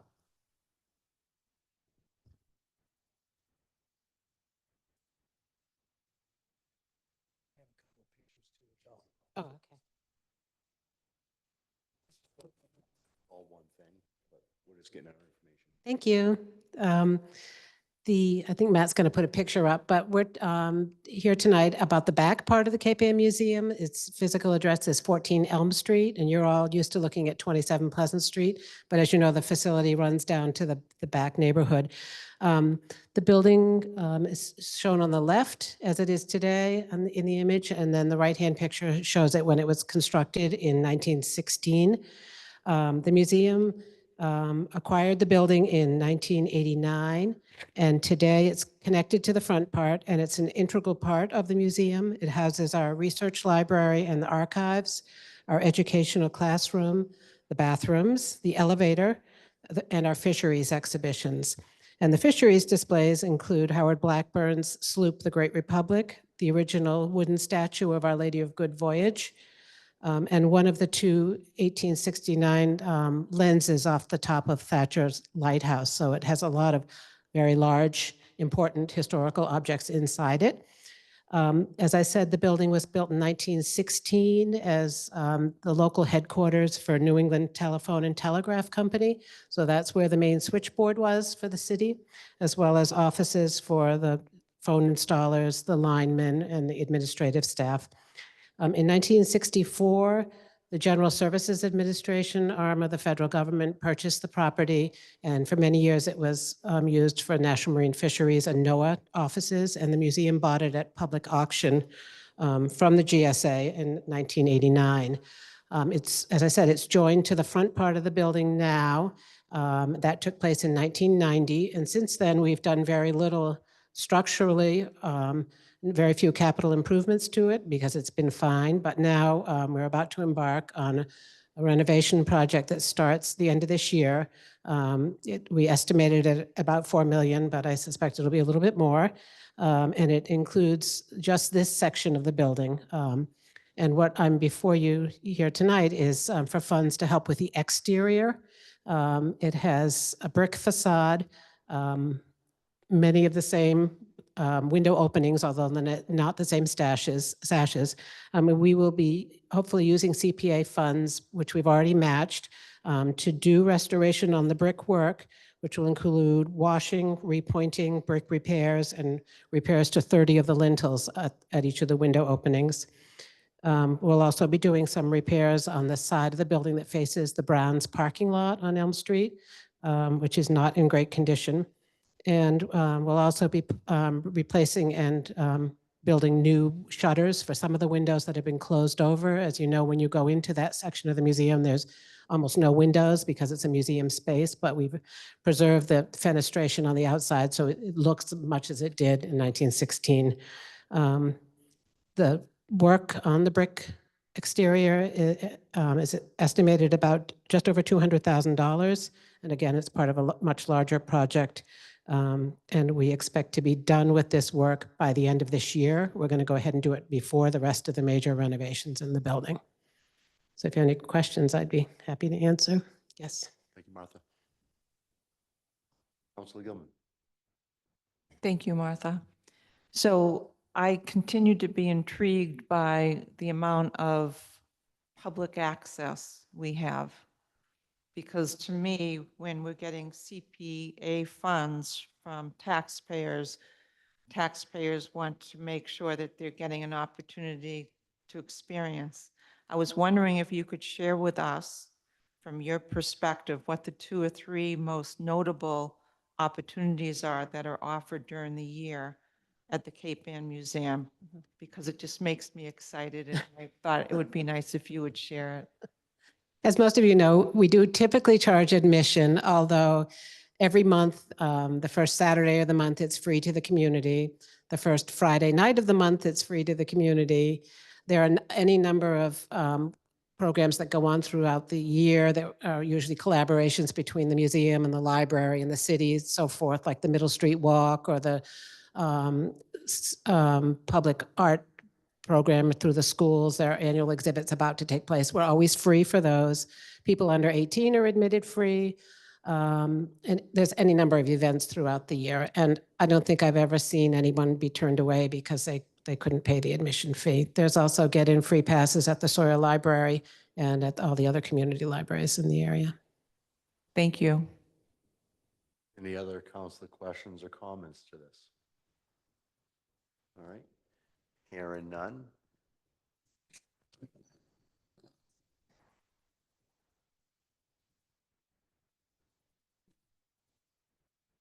So because we're doing this wholesale, we're gonna take questions and comments on each individual thing before we move on to the next one? Yes. Okay, all right. But after the questions. Unless there's a question. Is there anybody? Don't go far.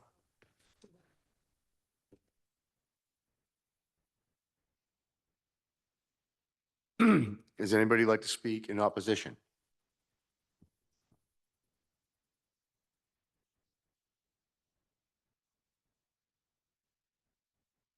Seeing none.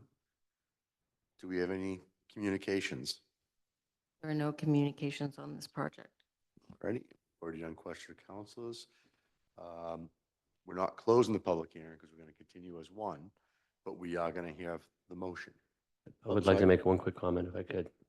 I'll get into the scheme and the running of things here shortly.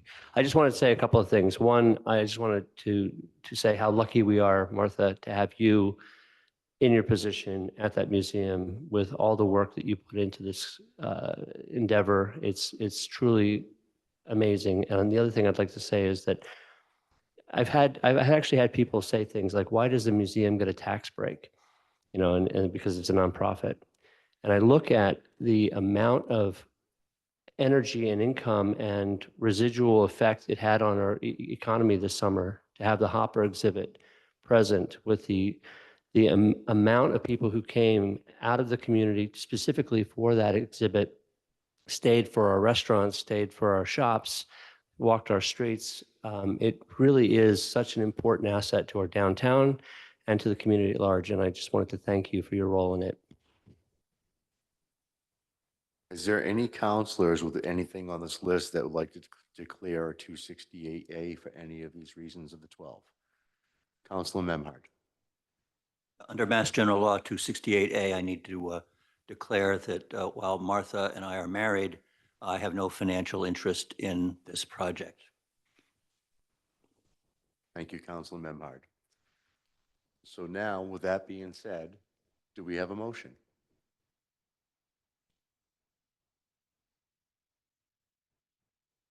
X. So, Budget and Finance, on a recommendation by myself, seconded by Councilor Gross, Budget and Finance voted 3 in favor, 0 opposed, to recommend that the City Council appropriate up to $75,000 from the Community Preservation Act funds, as recommended by the Community Preservation Committee, to provide funding to the Cape Ann Museum for the purpose of supporting the restoration and preservation of 14 Elm Street in order to restore an historic resource. The appropriation will be allocated to the Historic Preservation category and funded from unrestricted reserves in Fund 4500. The project will be tracked in the Community Preservation Fund, Historic Preservation Projects Fund 4760, and I so move. Second. So I do have a question, Madam Clerk. We're going to vote these one by one and then close the public meeting afterwards. And this is a simple aye. So it's a voice vote. All in favor? Aye. Aye. All opposed? All right, and that's 7 in favor, 2 absent, and 0 opposed. Thank you, Martha, in Cape Ann Museum. Next up, Matt Lundberg. Yep. Next project is again, the Cape Ann Museum. So you will have a little bit more of Martha. The continuing stabilization work for the Babson Alling House. That is located at Cam Green, just off Grant Circle. This is a project that was begun in a previous year with funding. And this is a request for some additional funding to finish off some additional work that came up through the course of the project. And I will give it back to Martha to explain a little bit more and answer questions.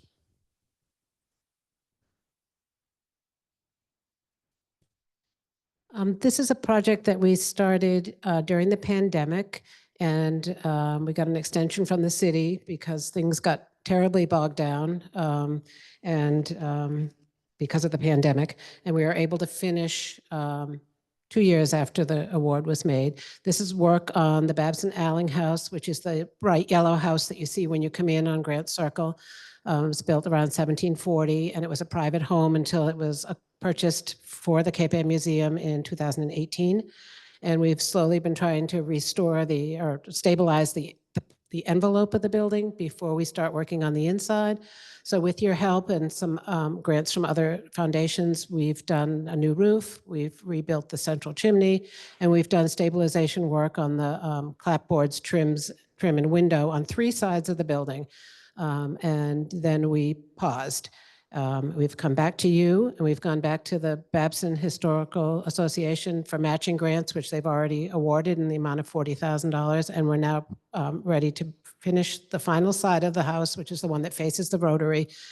Again, it needs stabilization work on the wooden clapboards, the trim, the gutter system, the window sashes, and the foundation, and then also to turn to the little freestanding privy, which is adjacent to the building, which is also from about 1740, to do the same type of work on the exterior of that building, and also to join with graduate students from UMass Boston's Fisk Center for Archaeological Research to do a little bit of archaeological exploration in the area immediately surrounding the privy.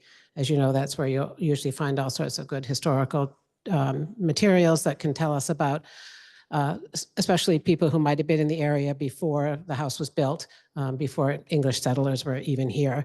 So this is a project that we look forward to starting this spring and finishing as soon as possible.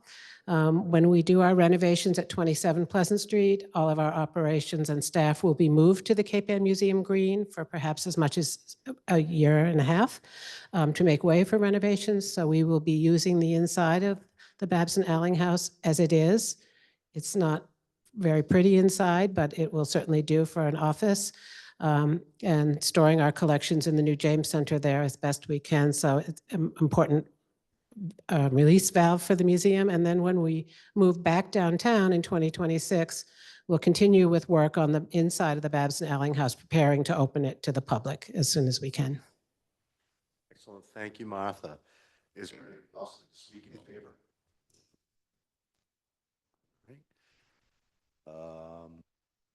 Anybody to speak in opposition? Hearing none. Do we have any communications? There are no communications on this project. So do we have any questions or comments from the council? Council Memhard. Just wanted to ask about the museums working with local contractors as much as possible. I believe that's something that you've been able to achieve. We've been fortunate to have a very good local contractor who comes when there's an emergency and has stuck to the budget very carefully and was willing to pause when we needed to pause.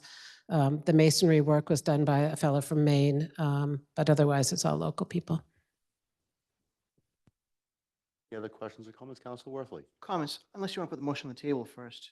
I'll just make some comments. I want to just echo what Councilor Groh said on the last one. I think it applies here too.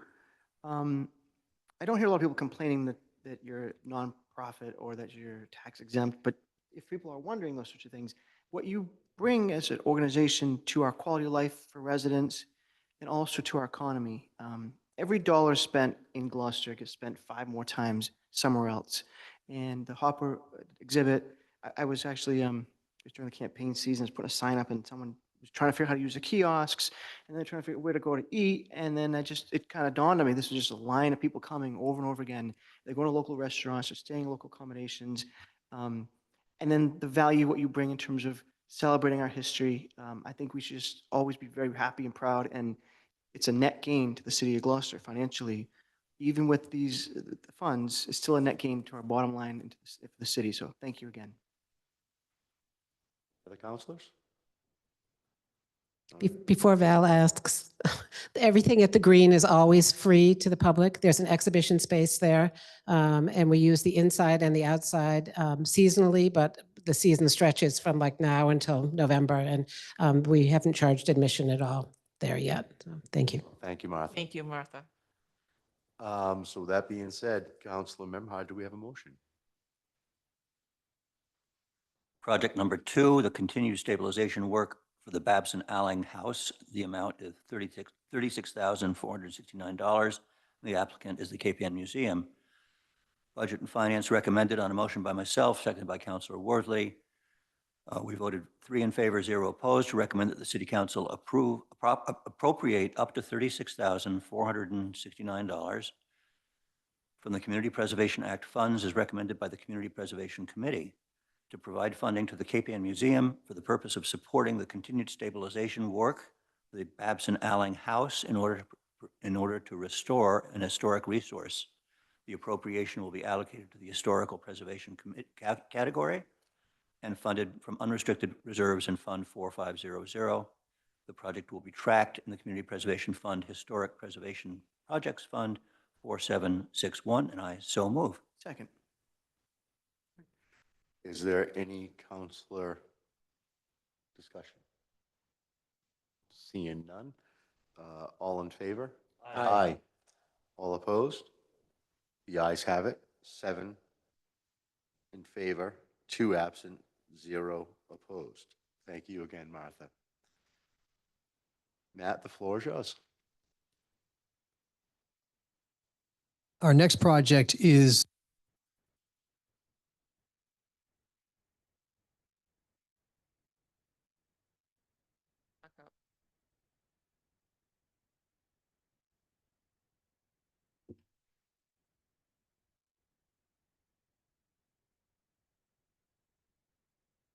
the next project is from the City of Gloucester's Cemeteries Advisory Committee. It is the second phase of an ongoing project that we have at the Bayview Cemetery to restore aspects of the gravestones and the rest of the cemetery there. Speaking here tonight about it is Chris Maney. And Chris, the floor is yours. Hello. Good evening to you all. How you doing, Chris? If you just give your name and your address for the record? Of course. So it's Chris Maney. I live at 3 Compass Way in Gloucester. I'm coming as a member of the city-owned Cemetery Advisory Committee, which is a city's committee, and we're part of DPW, Gloucester's DPW. With respect to the restoration and preservation of Bayview Cemetery, this particular application fulfills the CPA categories of historic restoration and preservation of city-owned property, which has his historical significance, as well as the fact that the cemetery is an open space. Bayview Cemetery it was established in 1728 as a cemetery for Third Parish, and the first burial was in 1730, and the last known burial was in 1925. It is a small area of a little under 2 acres, and it maintains, as we know right now, 350 graves. As an open space, I say to you that Bayview, all of our cemeteries actually are open spaces, but Bayview is actually on the state's designated Essex Scenic Coastal Byway, which is part of the Essex National Heritage, and therefore, provides an opportunity for people to stop and visit and to, to explore that particular area.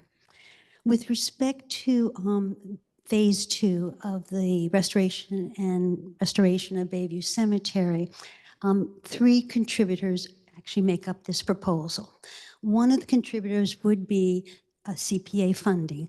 The funding will provide the salary for hiring of a professional restorer who will restore and preserve 150 to 160 gravestones within a third of Bayview Cemetery. That particular restorer is from Gravesite Preservation, which is a company located in Winchester, Massachusetts. The second contributor to this particular proposal would be Gloucester's DPW in-kind support. Gloucester's DPW provides us with maintenance, landscape care, gives us some supplies, and if you all agree to this, a very exciting component, not only the restoration of these gravestones, is the fact that we've discovered an 1800 pathway of 10-plus granite slabs, which were present in the late 1800s, which allowed people to actually walk from Washington Street up to South Kilby. And so again, if it's approved by y'all, we'll be able to, the DPW is planning on excavating and resetting those stones so that there'll be a wonderful pathway in the mid-region of the cemetery itself. The third contributor to this would be cemetery volunteers in kind, support. And I estimate that it'll probably be over and above 400 hours of volunteer work, with respect to documentation, with respect to cleaning stones, removing invasive vegetation, documenting, doing a digital presentation available to the public. All this will be completed, with this particular proposal. So in conclusion, so Bayview is one of the city's 14 city-owned cemeteries. And it's very important that it is restored, because you must keep in mind that the restoration of a cemetery allows for the documentation of the significant history of this city through those that are interred in this cemetery. It's their stories that tell our history. And again, to make another point, the cemetery provides a beautiful open space. So do you have any questions? Is there anybody else that would like to speak in favor of this?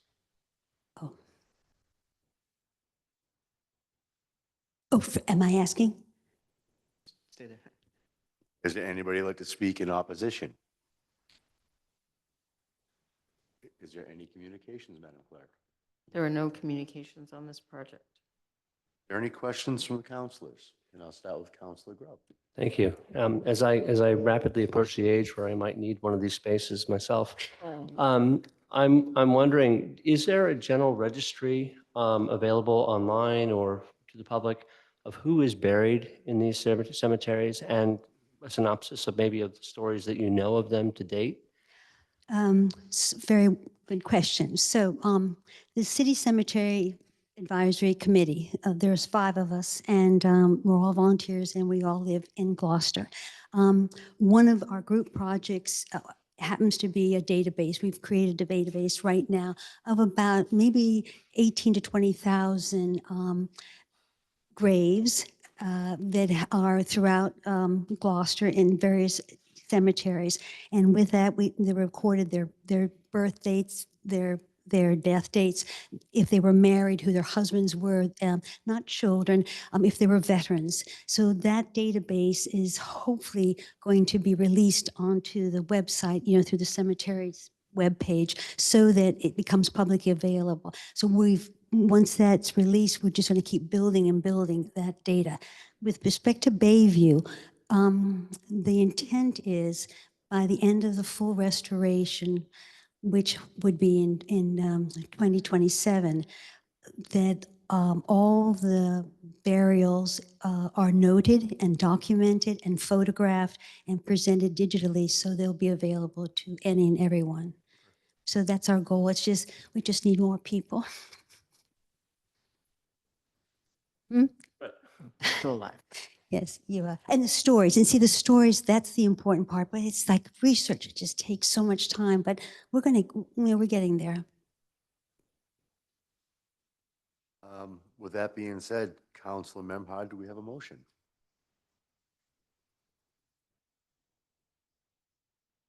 Project number 3, Bayview Cemetery Restoration Phase 2, amount $40,000, applicant City of Gloucester Cemeteries Advisory Committee.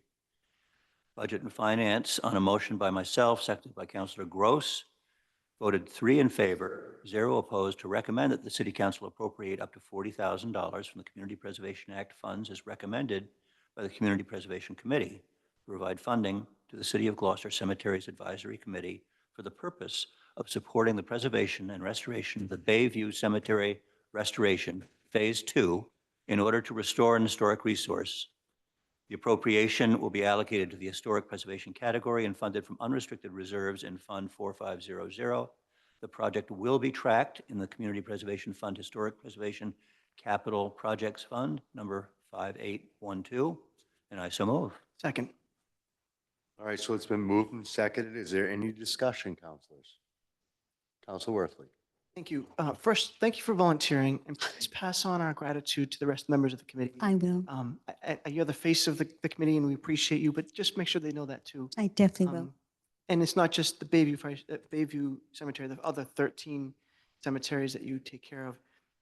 I do wonder, it's sort of partly a question, once the restoration is done, what's the commitment or the expectation for maintenance so that we're not sort of finishing it and then being here in 10, 15 years saying we need to do it again because we haven't maintained that? If that's okay, Mr. President, if that's okay to ask that. Thank you. No, it's a very good question. So you may hear me use the word restoration and preservation, and these are words that are discussed and debated upon. So with respect to restoration, restoration is where you repair and restore something to its period piece, but not alter it. But for instance, imagine that you have a gravestone and it's in pieces, but it's missing a chunk in the center part. Rather than just gluing all the parts together, what you all, with respect to restoration, you would apply, a particular type of filler so that you held all the pieces together like a puzzle, but not changing the overall state of the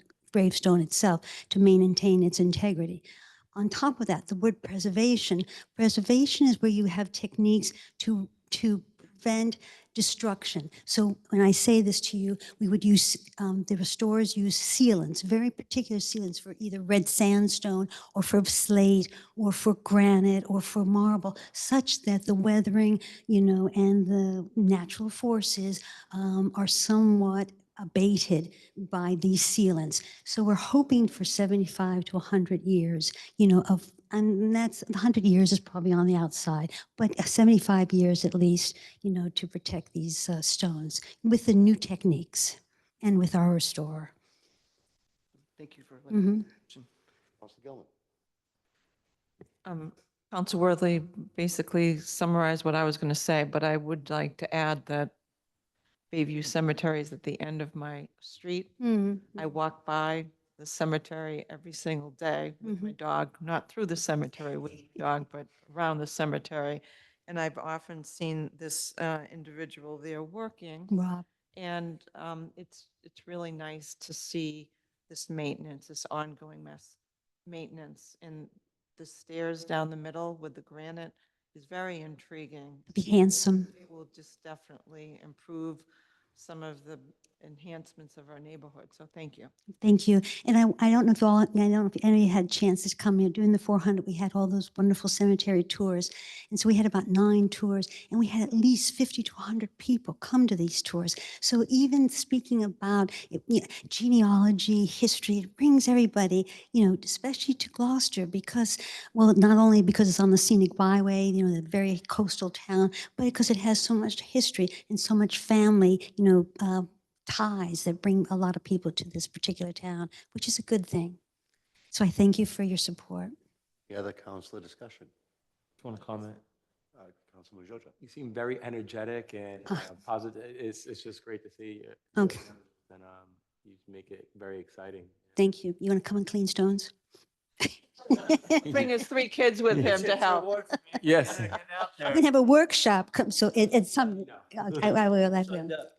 And the other thing too, I would like to thank Matt and his committee because they're always helping us and supporting us. Those are as the applicants with respect to advice, with respect to just support. So it's wonderful working with the CPC committee. and Matt. Excellent. Thank you very much, Chris, for all your hard work and dedication. The cemeteries committee has come a long way, and in conjunction with the DPW and the way that they approach the maintenance and the weekly cutting and weed whacking and keeping up with it is making a big difference as well. So I think with the collaboration of the two, Mhm. we're going to see a lot more changes in our cemeteries. You will. And Yeah, Mike, appreciate it. they're great. Thank you. Thank you for recognizing them. All right. So with all that being said, all in favor? Aye. Opposed? So the ayes have it. 7 in favor, 2 absent, 0 opposed. Next on the agenda, Councilor Memhard. Oh, sorry, Matt. Thank you. The next project is from Historic New England, who oversees the Sleeper McCann House. It's the Beauport Chimney Preservation Project. It's pretty self-explanatory. With us here tonight is Christina Purguata, who is going to speak to it. And thank you.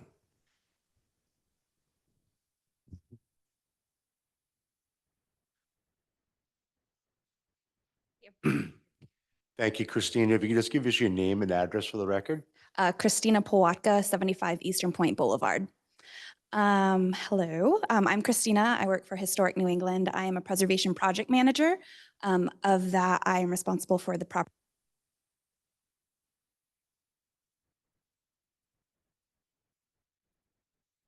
In the butt.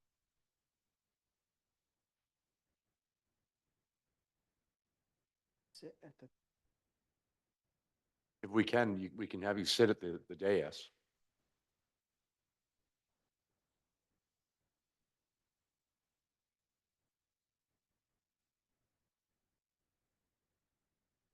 You can have a seat at the dais and just pull the mic down to your desire. Hello?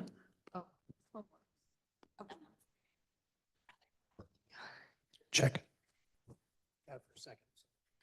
Okie dokie. So I'm responsible for the preservation of our sites in the North Shore, Massachusetts, as well as our Piscataqua region, so New Hampshire and Southern Maine. So at the Beauport, so the Sleeper McCann House, we have 6 chimneys.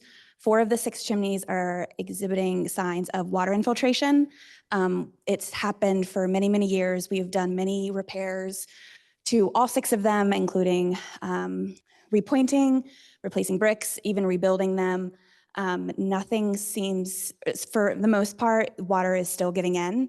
And what we want to do is really look at it holistically and take not take a step back, but we don't want to keep putting money at it and trying to do these different repairs, doing different flashing, adding crickets, all of that. What we want to do is we want to take a step back.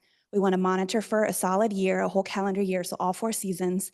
We want to see exactly where the water is getting in. We want to see what the seasons, especially the shoulder seasons, are doing to the chimneys and what it's doing to the humidity and all of that. And so so this is just an example. So Beauport is on the right, it's right on the harbor. So it's right, it gets blasted by the water, the salt air, all of that. So it is susceptible to deterioration. On the left is just an example of why this is so important to us. That's the potted chimney.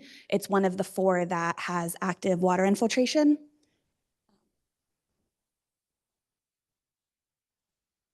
Oh, no, it's just the next slide. No, it's okay, thank you.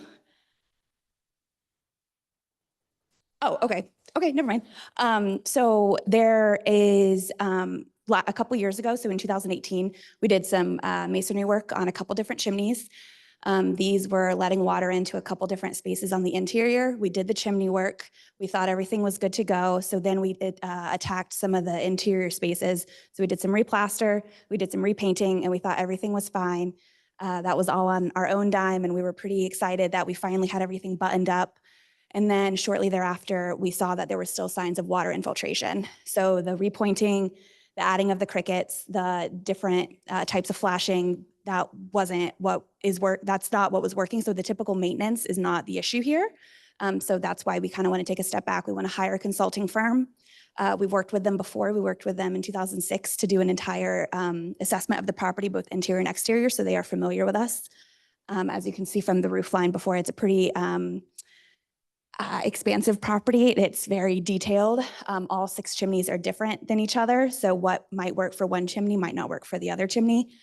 And so so our goal is to do monitor it for a year, see how that works, see what data they collect, and then go from there, which will include going back to them. They will design some different alterations that we can do, different types, maybe crickets, different types of flashing, through wall flashing, whatever they are kind of recommending. And then after that, we will do our 2 most pressing chimneys. And then after that, we'll do the 2 not as pressing chimneys.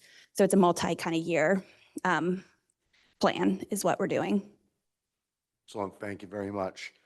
Is there anybody else that'd like to speak in favor of this? Hearing and seeing none, is there anybody like to speak in opposition?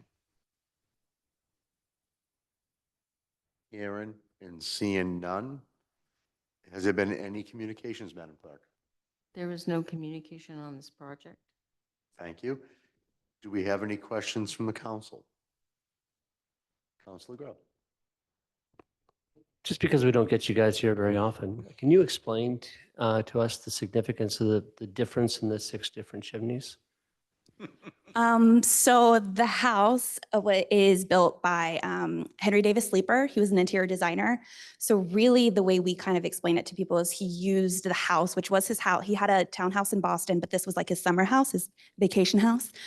He used it kind of as a display piece for his potential clients.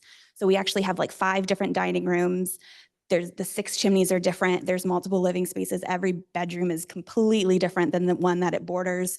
So really, there's not a rhyme or reason why he did those chimneys, but that's why they're all different than the next, is because he wanted a wow factor. He wanted something when his guests came, he wanted their jaw to drop, and to also use this as, do you like this chimney? If not, I have 5 other chimneys that I could put on your house. I know, imagine that. You're welcome. Excellent. Any other questions from the council? All right, hearing none. Do we have a motion? So this is project number 4, the Beauport Chimney Preservation. The amount is $20,000. The applicant is Historic New England. Budget and Finance recommended on a motion by myself, seconded by Councilor Gross. We voted 3 in favor, 0 opposed, to recommend that the City Council appropriate up to $20,000 from the Community Preservation Act funds as recommended by the Community Preservation Committee to provide his funding to Historic New England for the purpose of supporting the Beauport Chimney Preservation Project in order to restore an historic resource. The appropriation will be allocated to the historic preservation category and funded from the unrestricted reserves in Fund 4500. The project will be tracked in the Community Preservation Fund, Historic Preservation Projects Fund number 4762, and I so move. Second. All right, the motion has been made and seconded by Council Worthley. Is there any discussion from any councilors? All right, seeing none, this will be in a voice vote. All in favor? Aye. Aye. All opposed? So this passes 7 in favor, 2 absent, 0 opposed. Thank you very much. Next up, number 5, Matt.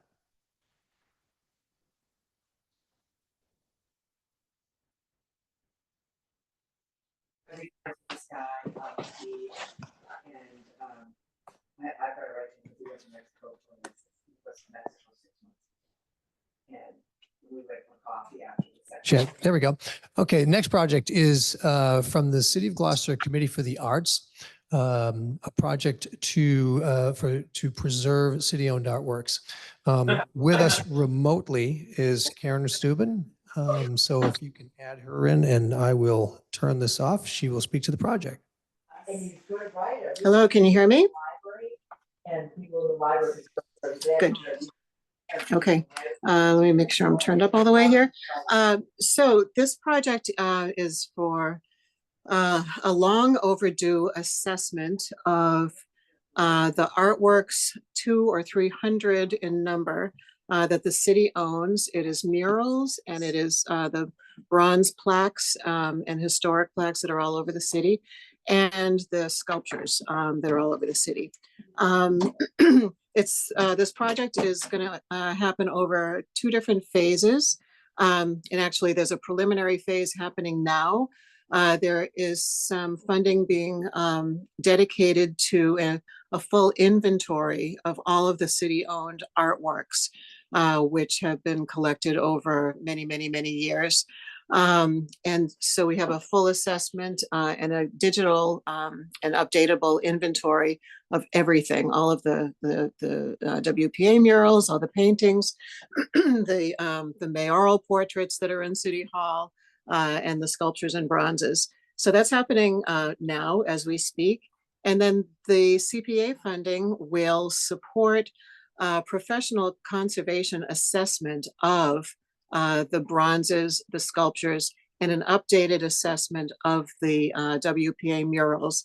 There was an assessment done back in 2018 by the Williamstown Art Conservation Group of the murals, and that has to be updated. And then taking from there, there will be prioritized projects that will be begin to be funded toward the end of this period, toward the end of next year, of both the sculptures and the murals as the conservation experts recommend to the Committee for the Arts.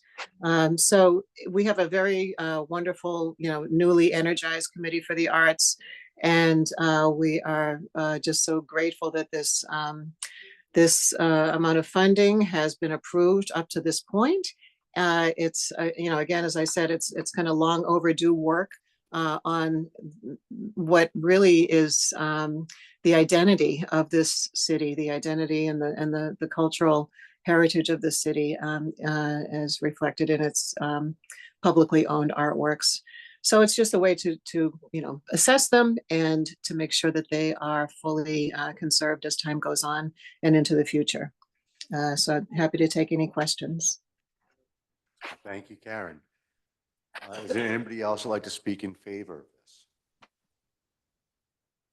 Seeing and hearing none. Is there anybody who'd like to speak in opposition? Seeing and hearing none. Has there been any communications, Madam Clerk? There is no communication on this project. Excellent. Is there any questions from the council? Seeing none. Then I'd like to hear the motion. Councilman Memhard. Thank you. This is project number 5, city-owned artwork preservation. The amount is $125,000, and the applicant is the City of Gloucester Committee for the Arts. And Budget and Finance voted 3 in favor, 0 opposed, to recommend that the City Council appropriate up to $125,000 from the Community Preservation Act funds as recommended by the Community Preservation Committee to provide funding to City of Gloucester Committee for the Arts for the purpose of restoration and preservation of city-owned artworks in order to restore an historic resource. The appropriation will be allocated to the historic preservation category and funded from unrestricted reserves in Fund 4500. The project will be tracked in Community Preservation Fund Historic Preservation Capital Projects Fund 5813, and I so move. Second. All right, so the question has been moved by Councilman Memhard, seconded by Councilor Worthley. Is there any discussion amongst the council? Seeing none, I'll call for a voice vote. All in favor? Aye. Aye. Any opposed? The ayes have it. 7 in favor, 2 absent, 0 opposed. Karen, thank you very much for all your hard work in your committee. Thank you so much. Yeah, very much. Matt?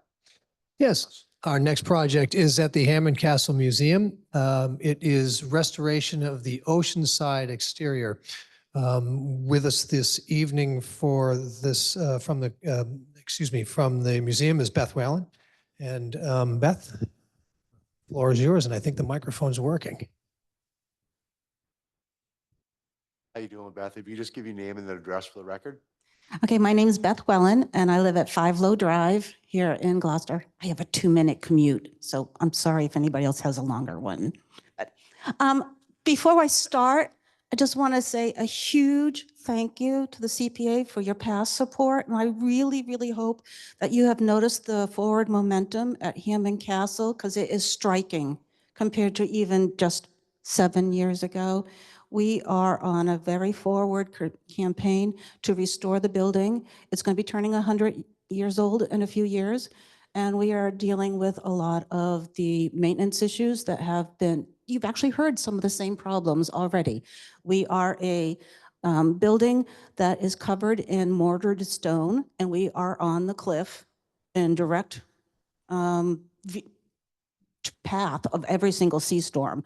So all that salt air, not to mention our fluctuation of temperatures, has deteriorated the mortar. So we do need to repoint. We have water infiltration as a result of this deteriorating mortar. And we have been attacking various sections of the building. So this next phase is the ocean side, which is probably where the worst amount of water has been coming in. And once we can repoint that and stop the water egress, then we can work on the inside of the wall and replace the deteriorated plaster that was on the walls on the inside. Unfortunately, those walls are the rooms that the organ pipes are in. So that's definitely not good for the organ, and which is why the organ is currently not being used.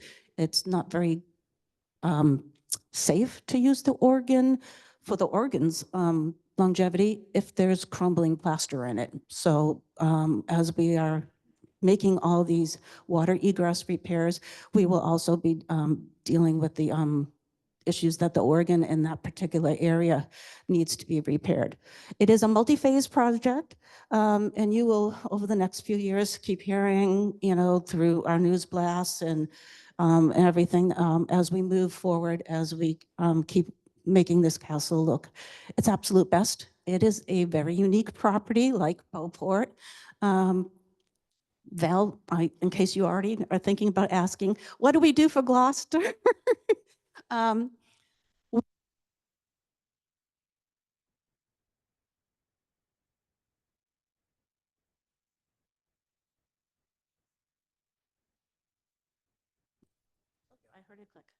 Is that working? Okay. Every Tuesday is free day for Gloucester residents.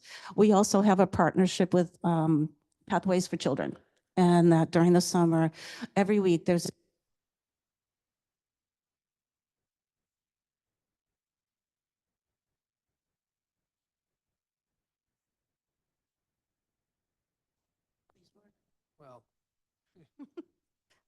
we do work with Pathways, and we do have free groups coming in all throughout the summer. And at Christmas time, that's our big thing. We have Santa at the castle for 2 days, which is absolutely magical. The Pathway kids come for free, and they get a wonderful present as they go home. And we are here, we're part of Gloucester, we're part of Gloucester's history. We're very excited with the momentum that we're going.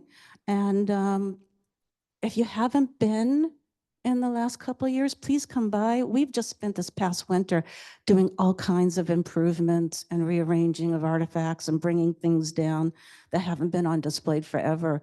We're really excited about what we're doing over there. And we just want to show it off, and we want to take the best care of it that we can. And we need help. Excellent. Thank you very much. Is there anybody else that'd like to speak in favor? Seeing and hearing none. Is there anybody that'd like to speak in opposition? Seeing and hearing none. Has there been any communications, Madam Clerk? There's no communication on this project. Are there any councilor questions on this matter? Councilor Worthley. How would an organist in Gloucester have an opportunity to play the organ once it's in good repair? Everybody cross your fingers. Okay. We're hoping to have a division up and running Christmas. It won't be all 8,000 pipes. We have to, like I said, we have to do each chamber at a time. And it's what's really, well, it's kind of a good problem. We have to empty the room of all the organ components in order to fix the room. And then before we put all the organ pieces back in, we're going to fix them. There's no point in putting broken and, old wiring back in. So it's going to be a multi-year, multi-phase, multi-chamber process. But like I said, everybody keep your fingers crossed. The property committee keeps telling us they're going to have one division, or I'm not sure of what you call all the different sections, but they're going to have a chamber of pipes working supposedly by Christmas. But within 2 years, there's definitely going to be organ concerts again, and that's the goal. Forward to it. Thank you. Thank you. Is there any other council questions?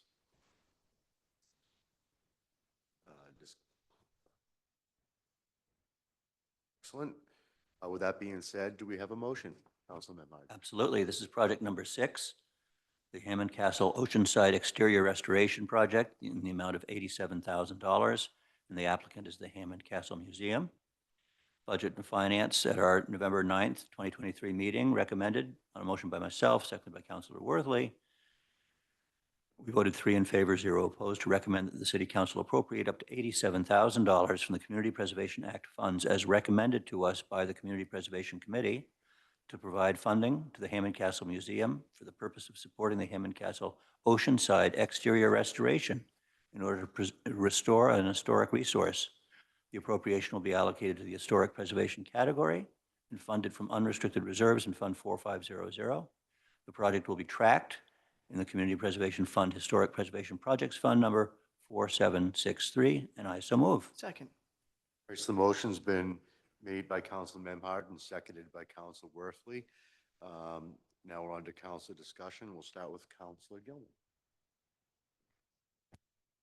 Thank you. Thank you, Beth.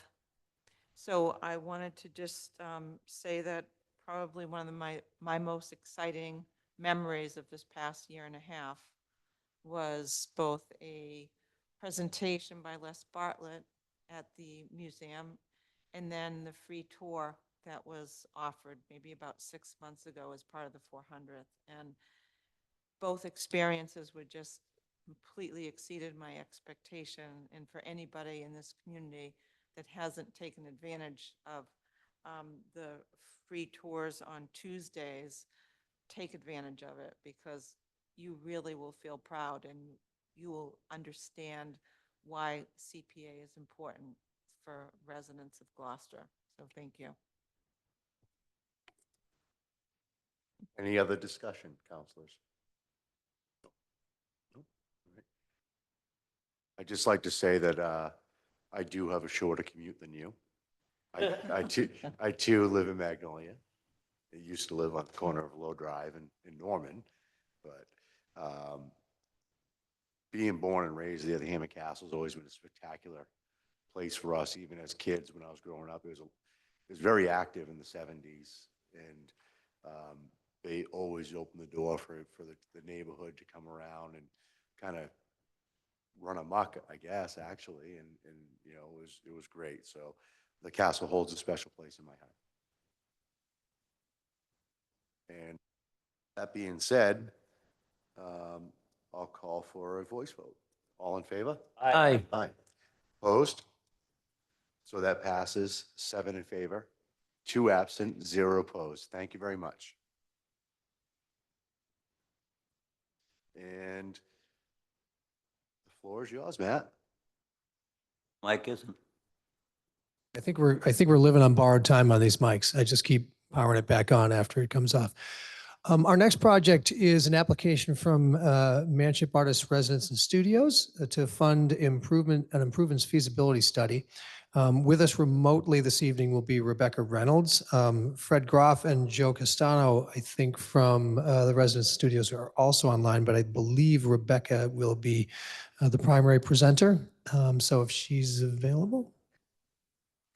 Yeah. Just raised her hand at the top. Perfect. So I'll turn this over to Rebecca once she is active.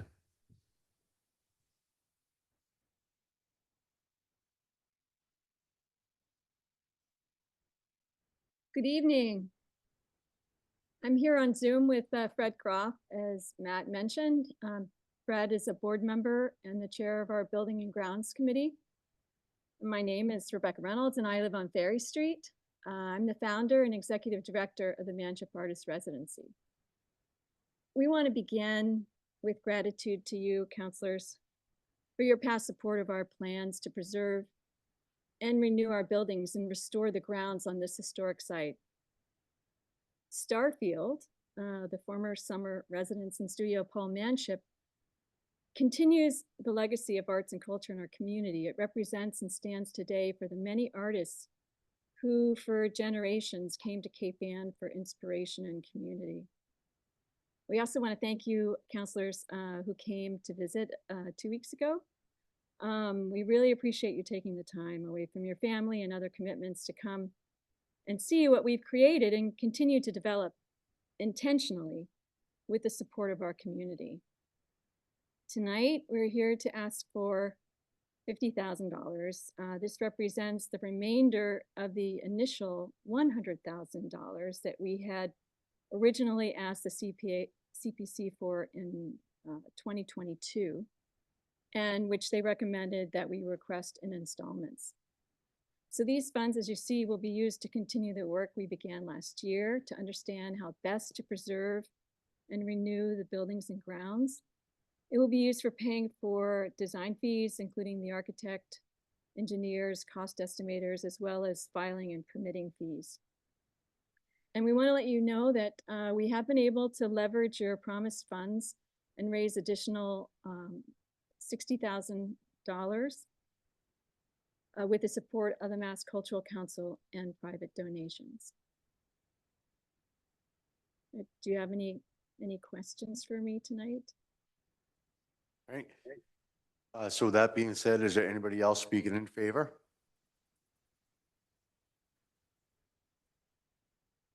Hearing and seeing none, is there anybody speaking in opposition? Hearing and seeing none. Madam Clerk, have we had any communications? There's no communication on this project. Excellent. Thank you, Madam Clerk. Is there any questions from the counselors? All right, no questions. So with that being said, Council Memhard, do we have a motion? Yes, indeed. This is our project number 7 this evening. This is the Manship Artist Residence and Studios. The amount requested is $50,000. The applicant is the Manship Improvements Feasibility Study. Budget and Finance on January 4th, 2024 voted on a motion by myself, seconded by Councilor Worthley. 3 in favor, 0 opposed, to recommend that the City Council appropriate up to $50,000 for the Community Preservation Act funds as recommended by the Community Preservation Committee to provide funding to the Manship Improvements Feasibility Study for the purpose of supporting the restoration and preservation of Manship Artist Residence and Studios in order to restore an historic resource. The appropriation will be allocated to the historic preservation category and funded from the unrestricted funds and reserves in Fund 4500. The project will be tracked in the Community Preservation Fund Historic Preservation Projects Fund number 4764, and I so move. Second. All right, so the motion has been moved and seconded by Councilor Worthley. Is there any councilor discussion? All right, Councilor Gilman. Yeah, I just wanted to thank Rebecca Reynolds and also Joanne Castano for the stellar job that they've been doing since the inception of this wonderful artist residency. And just note that to counselors that I was on the initial board of this unbelievably great resource for our community. And it's just something to all take advantage of. And I'm so grateful that most of you went to a tour a couple of weeks ago. And it was just a wow. When I walked into the barn the first time, it was a wow. So anyway, thank you for your hard work and to the hard work of the board. Excellent. Any other questions? Discussion, sorry. All right. I'd just like to say, Rebecca, thank you for all the work that's going into that place. I've been following it for a couple of years. I'm sorry I missed the visit. And I'd just like to say that I can assure you that every counselor at this dais today understands what the Manship is and what they do. It's Hopefully, we don't have any other questions on this in the future. And thank you very much for your hard work. And with that being said, I'd like to call for a voice vote. All in favor? Aye. Aye. All opposed? All right, so the vote passes 7 in favor, 2 absent, 0 opposed. Rebecca, thank you very much. Matt, the floor is yours for number 8. Thank you. Thank you. Our next project applicant is the Sargent House Museum, and the project is to effect restoration on the visitors entrance side of the building. Here with us this evening is Jeremy Melvin, who will present a little bit more information on this and answer any questions. Good evening. I'm Jeremy Melvin. I live at 117 Washington Street, and I'm here today in my capacity as the president of the board of the Sargent House Museum. And I'd like to begin by thanking you for your support in the past. You've helped us with some much more significant CPA grants previously. Fortunately, tonight we don't require such significant help. But the Sargent House Museum, as you likely know, is one of the architectural treasures of the city, built in 1782 in the High Georgian style. It sits above Main Street on its terrace lawns. And it's also historically very significant beyond its merely aesthetic value because it provides a concrete link to some important historical events. Primarily, today we focus on the life of Judith Sargent Murray, who was one of the very earliest advocates for women's rights in the English-speaking world. Also to John Murray and the Sargent family generally, who were the early founders of the Universalist Church in America and the founders of the oldest Universalist church in the world, which is here in Gloucester. And also the artist John Singer Sargent and now his sister Emily Sargent. You may not be aware, but a couple of years ago, the Sargent family found a trove of Emily Sargent's watercolors that had sat in a trunk under a bed since they'd been put there in the 1930s. And they gave them to the Ashmolean Museum at Oxford, the Tate in London, the MFA, the Met, the Smithsonian, and the Sargent House Museum. So we have a current exhibit up last season of her paintings, and it'll be up again this summer. But I'm here today to talk about the building, which is a beautiful building, but is always in need of tender care. And today we're hoping to repair and repaint the east facade of the building, which is fortunately one of the smaller of the facades, but it's also one of the most in danger because of its location on the east side and the neighboring trees and buildings. It's the side that gets the least sun and is always the most damp. And so currently we have several areas of rotting wood, mainly clapboards, but also some of the trim, which is historically significant. And the entire facade needs to be repainted. It was last painted in 2008 or 2009. I'm not exactly sure which year. It was then patched. Some areas of rot were sort of quickly attended to and large sections were repainted. Both of those paint jobs are now failing. The patches are failing as well. There's more rot continuing to expand beyond those patched areas from several years ago. And we hope there isn't more significant rotting elsewhere on the facade, but we won't find that out until we really start scraping away the paint and looking at what the wood looks like underneath. So. Excellent. Thank you very much. Is there anybody else that would like to speak in favor of this? Seeing and hearing none. Is there anybody who'd like to speak in opposition? Seeing and hearing none. Madam Clerk, has there been any correspondence? There's no correspondence in regard to this project. Do you have any questions from councilors? Seeing and hearing none, I would call for the committee report. Councilman Memhard. Absolutely. Welcome, Jeremy. This is our project number 8, the Sargent House Museum Visitors Entrance Side Restoration. The amount is $8,000 and the applicant is the Sargent House Museum.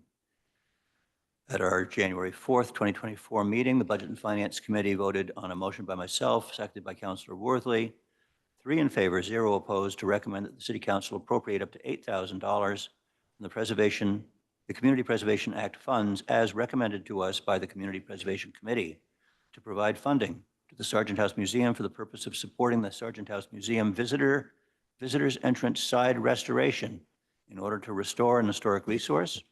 The appropriation will be allocated to the historic preservation category and funded from unrestricted reserves in Fund 4500. The project will be tracked in the Community Preservation Fund Historic Preservation Projects Fund number 4765, and I so move. Second. Right. Motion's been moved by Council Memhard and seconded by Council Worthley. Is there any discussion? If I could. One quick Council comment. Worthley. Thank you for your presentation. Thank you for caring for this building.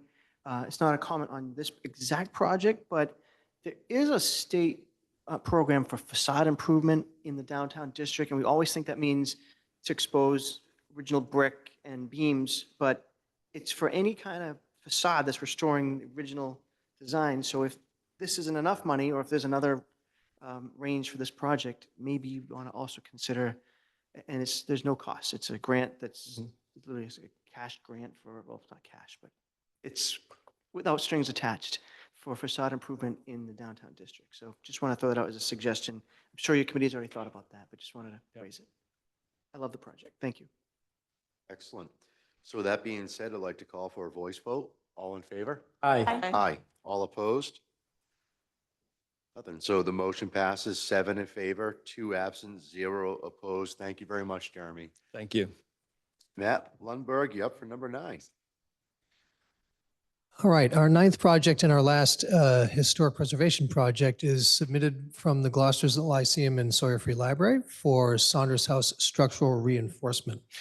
With us this evening to speak to it is Jeff Bradford, who will answer any questions after his presentation. Thank you. I'm here tonight on behalf of the Sawyer Free Library Board of Trustees, and more specifically, the Saunders House Stewardship Committee. Our committee is responsible for the maintenance and preservation of our library's original historic home and to ensure its continued use into the future.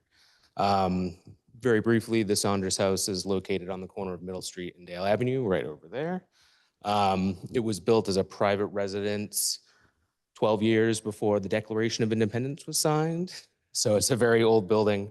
And 100 years after that, Samuel Sawyer purchased the property and deeded it in perpetuity to the Gloucester Lyceum for use as a library. The combined Lyceum and library was subsequently renamed in his honor. The Saunders House is undergoing a multi-year, multi-phase rehabilitation and preservation project. The project is in concert with, but is not connected to our larger library project that's happening next door. Once the major project is completed, the offices and administrative areas inside of the Saunders House will be moved into the new building, and this will allow Saunders to be returned to a space available for the community to use and enjoy. We have asked for and received CPA funding in the past, and we expect we'll probably be back. We've used it to restore the historic murals. We were able to replace a rotted sill on the outside of the building that could lead to major structural damage if it was not replaced. And we are about to upgrade our broken HVAC system, our boiler system, which basically has to be restarted by a city employee multiple times a week for the last several winters because it's in such poor condition. So our current CPA request is to help fund the structural reinforcement of our first floor, which is, yeah, so it's the building on the floor on the bottom left is the primary room. But basically the room has a current load-bearing capacity of 17 to 27 pounds per square foot, and the current code is 100 pounds per square foot. So this will be for reinforcing the whole first floor, getting it up to modern code so that we can then continue on with our further plans of integrating with the new library and adding accessible bathrooms and a lift so that the entire building can be used accessibly for everyone going forward. So the CPA directly will support the professional services of structural engineering and architectural administration, as well as the trade services for the timber and steel framing. Our budget is around $300,000, and this will be 100,000 of that, and then 200,000 will come from additional grant money that we receive elsewhere. Excellent. Thank you, Jeff. At this time, I'd like to bring in our executive director from the Sawyer Free Library, Jenny Benedict. Jenny, would you like to speak in favor? Good evening, everyone. Absolutely. Thank you so much for considering this request, which is an important step as we move forward in returning the Saunders House for public use. Thank you. Is there anybody else like to speak in favor? Seeing and hearing none. Is there anybody like to speak in opposition? Seeing and hearing none. Madam Clerk, is there any communications? There is no communication on this project. Excellent. And do we have any questions from the counselors? Seeing and hearing none. Council Memhard, do we have a motion? Absolutely. This is our project number 9 this evening, the Saunders House structural reinforcement. The amount is $100,000. The applicant is the Gloucester Lyceum and Sawyer Free Library. Budget and Finance at our January 4th, 2024 meeting recommended on a motion by myself, seconded by Councilor Wardley, voted 3 in favor, 0 opposed, to recommend that the City Council appropriate up to $100,000 from the Community Preservation Act funds as recommended by the Community Preservation Committee to provide funding to the Gloucester Lyceum and Sawyer Free Library for the purpose of supporting the preservation and restoration of the Saunders House structural reinforcement in order to restore an historic resource. The appropriation will be allocated to the historic preservation category and funded from unrestricted reserves in Fund 4500. The project will be tracked in the Community Preservation Fund, Historic Preservation Projects Fund 4766, and I so move. Second. All right, so the motion has been made by Councilor Memhard and seconded by Councilor Worthley. Is there any 268As with the Sawyer Free Library? Should all be card-carrying members of the library. I think Sawyer Free. It is free, Val. All right. So with that being said, is there any discussion? Seeing no one for discussion, this will be a voice vote. All in favor? Aye. Opposed? All righty. Jeff, thank you very much. This passes 7 in favor, 2 absent, 0 opposed. Thanks. Right. Matt, we're on to number 10. We are on to number 10. We now proceed to our affordable housing recommendations. The first is from Bigelow Real Estate, and the project is the Whistle Stop Apartments at 50R Maplewood Avenue. Speaking this evening on behalf of it is Joel Favazza. Joel? Good evening. For the record, Joel Favazza, Seaside Legal Solutions, 123 Main Street, here on behalf of Bigelow Real Estate LLC. As was explained, we are here under the affordable housing section of the CPC funding. This is a $4+ million project. There was a request for 250 and a recommendation of 100, which is just fine. I'm happy to take that. I'd be happy to grant it. As it says in the write-up, this is going to be 30 units of housing. We're targeting workforce housing. Of the 30 units, 27 will be, they're called studio apartments, but if you look at the floor plan, you'll see that that's the location at 50R Maplewood Avenue. Oh, you didn't put them there? That's fine. I sent the floor plans. So you look at the floor plans, you'll see that these studios really do function like a 1-bedroom. You are able to close off the bedroom. The reason they're called studios architecturally, there's a lack of a living room. So you get your separate kitchen, dining area, your separate bathroom, and your separate bedroom. It's called a studio, but it functions like a 1-bedroom. And then there'll be three bedroom units also. This is located on a tricky lot that has defied development for a long time, and we're excited to hopefully get this last parcel turned on in the Maplewood Ave area. It's adjacent to the MBTA. It's adjacent to the Whistle Stop Way Parking Center. It's adjacent to the McDonald's, the mill, et cetera. So we're right in the heart of it. And we're looking for a positive vote tonight. If you have any questions, I'm happy to go through it, but that's it for me. Excellent. Thank you very much. Is there anybody that would like to speak in favor of this?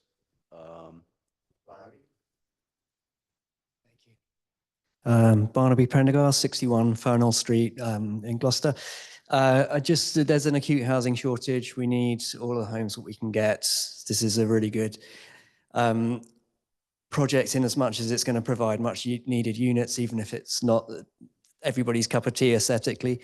And I could have spoken in approving, supporting every single project that's come up this evening, but this one in particular, it's an area of the property market that is not particularly simple to turn any kind of a profit in, and it's great that we have a private investor who is prepared to take a risk. So I'm all in favor of it. Thank you. Excellent. Thank you, Barney.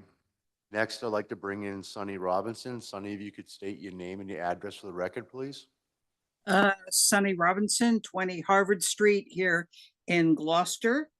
I am delighted at the opportunity to see this project moving forward and getting a award recommendation from our CPA. This is a project I have supported from the beginning. I am delighted to see it continuing to move forward.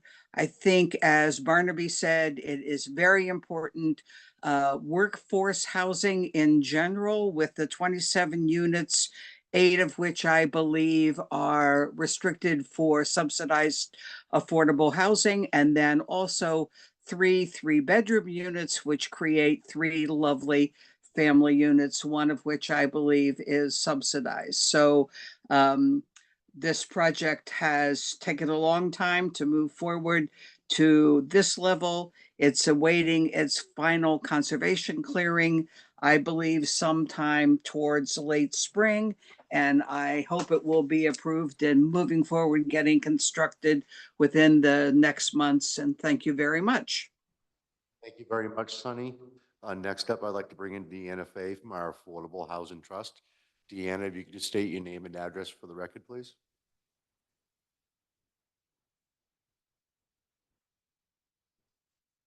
You're muted, Deanna.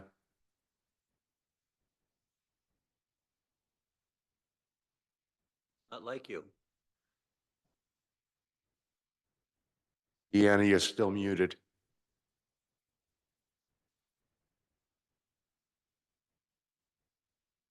All right, we'll wait for Deanna and we'll bring in Ruth Pino from the Affordable Housing Trust. Ruth, how you doing tonight? If you just give your name and address for the record, please. Yes, it's Ruth Pino. I live at 82 Wheeler Street, and I'm wholeheartedly in favor of my CPA tax dollars going towards this project. And I really commend the builder for having the bravery that he's had to go through with this project, and especially at 60%. Excellent. Thank you very much, Ruth. Deanna Fay, are you unmuted at this point?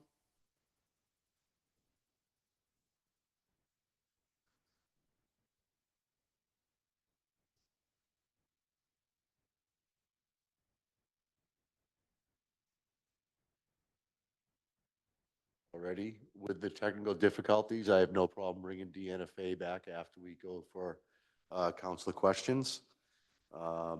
So at this point, do we have any council questions? Yeah. Is there any opposition?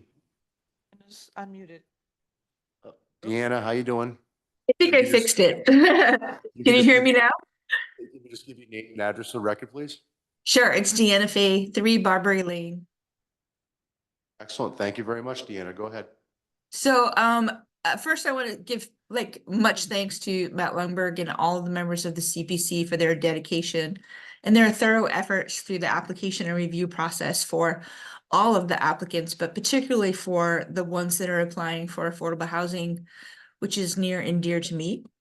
I just want to express this is such a unique project for me, because in many ways this project is the best example of what CPC funding is meant for. There's a solid primary purpose for CPA funds to be used to create affordable housing. And that's why the CPA funds can be used in such a wide range of housing activities, including new construction like this project is. This project speaks volumes to our community's commitment to address our affordable housing needs with local buy-in, utilizing one of our tools in our municipal toolbox that's designed to help us meet our goals. We don't have a lot of tools here, but this is an important one. In the case of the Maplewood project, the CPC has the opportunity to really foster new housing. We can all acknowledge how incredibly complicated developing affordable housing is to fund and to create. Typically, we see nonprofit organizations and for-profit developers doing this work because it's challenging. It requires a crazy combination of state, federal funding resources and public sector approvals. Mr. Wheat is just a local guy. He owns local land and he wants to build on it. He's not your stereotypical developer. He could have built some storage units and been done with it. But throughout the duration of this project, he's held a strong commitment to the 60% AMI affordability that goes above and beyond what's required of him. I think we should all support and encourage construction of critically needed new workforce housing and deed-restricted affordable units by committing tools like the CPA funds, particularly for local projects by local persons committed and willing to be innovative enough to build the kind of housing we actually need. So I hope that you will approve the CPC funding for this project and for all of the other applicants that are applying tonight for affordable housing. And I hope that it might encourage some additional applicants to come forward that are like-minded with housing projects by other local people. Thanks so much. So thank you very much, Deanna. Is there anybody that'd like to speak in opposition? Hearing and seeing none, we will now move on to questions from councilors. Councilor Gross. Grow. Yeah, I've got a couple. Thank you, Joel, for your presentation. I've got a number of questions. I just want to find out first off, where is the project in its progress right now? I understand you've gotten a comprehensive permit from the ZBA. You're dealing with the Conservation Commission. Largely, my understanding is because of the flooding and the runoff issues. But can you speak to where you are now? And then I would like you to speak, if you could, specifically to where this funding is going to be going. Sure. So the project itself, as you mentioned, successfully went through the Zoning Board of Appeals, got a comprehensive permit. We actually just last week wrapped up at Conservation Commission, got a unanimous vote for an order of conditions for the project also. We haven't seen the actual written order come in yet, but it's on its way. And so we are now in the last few months of a 9-month stormwater drain monitoring period. One of the conditions of the comprehensive permit was that Mr. Wheat, who's here tonight, by the way, monitor stormwater flow in one of the city's drain lines that would be the ultimate receptacle of the stormwater collected on this site, and to make sure that that stormwater drain had capacity for what would be proposed to be entering it, and to also make sure that any pumping that goes from this site into that stormwater drain is pumped at the appropriate time post-storm. So that began in earnest last fall. I think it goes through end of April into May. And then provided that the data, which so far has been excellent, does not show any hiccups, we'll be looking to break ground. One of, the overall $100,000 will be, put into the project overall. However, one of the first things that has to happen, and this is, it's not officially open space, but one of the first things that has to happen is that entire site is paved. There's some scrub brush growing up here and there, but that's all growing from dirt that's blown on top of pavement. And so one of the first things that happens, that site has to get cleared out. There's an old concrete pad from when you used to unload rail cars that all has to come out, and you can begin actually restoring some of the property. If you see the site plans, you'll see that in the end, right now there's 0 green space on this site. And in the end, there's, I think, 1.5 dozen trees being planted, several grassy areas being planted. And so one of the first expenses that would come down that Mr. Wheat might look for reimbursement for would be site prep. And that site prep is both prepping for this affordable housing project and also taking a fully paved site and actually beginning to restore some green space on it. Can you? I can come back. Yeah, please. Councilor Worthley? Yes, thank you. So tonight's really only voting on the CPA funding for the because of the affordability. And we don't have jurisdiction over permitting. That's a 40B and you're moving forward on that. So I just want to make sure we stay focused on what we can have influence over too. But I didn't hear, I heard Ms. Fay speak up, but I didn't hear you speak about the affordability component of this, to the extent that that's what why you applied for it. I just want to hear and understand the percentages and what that means for people who might apply for that. Sure. So when you go through a 40B process, one of the requirements is that a quarter of the units you create for housing have to be restricted as affordable. And the threshold is 80% of area mean income. So as long as you say, of the units I'm going to build, 1/4 of them will be restricted at 80% of area mean income, you meet the threshold to qualify for a 40B. Mr. Wheat has, from day one, without any push or any need to do this to compromise, has from day one said, I'm actually going to restrict down to 60% AMI. So of those 30 units going in, the 25% that'll be restricted will be restricted at 60% of the area mean income. So that's how we trigger the official capital A affordable requirement.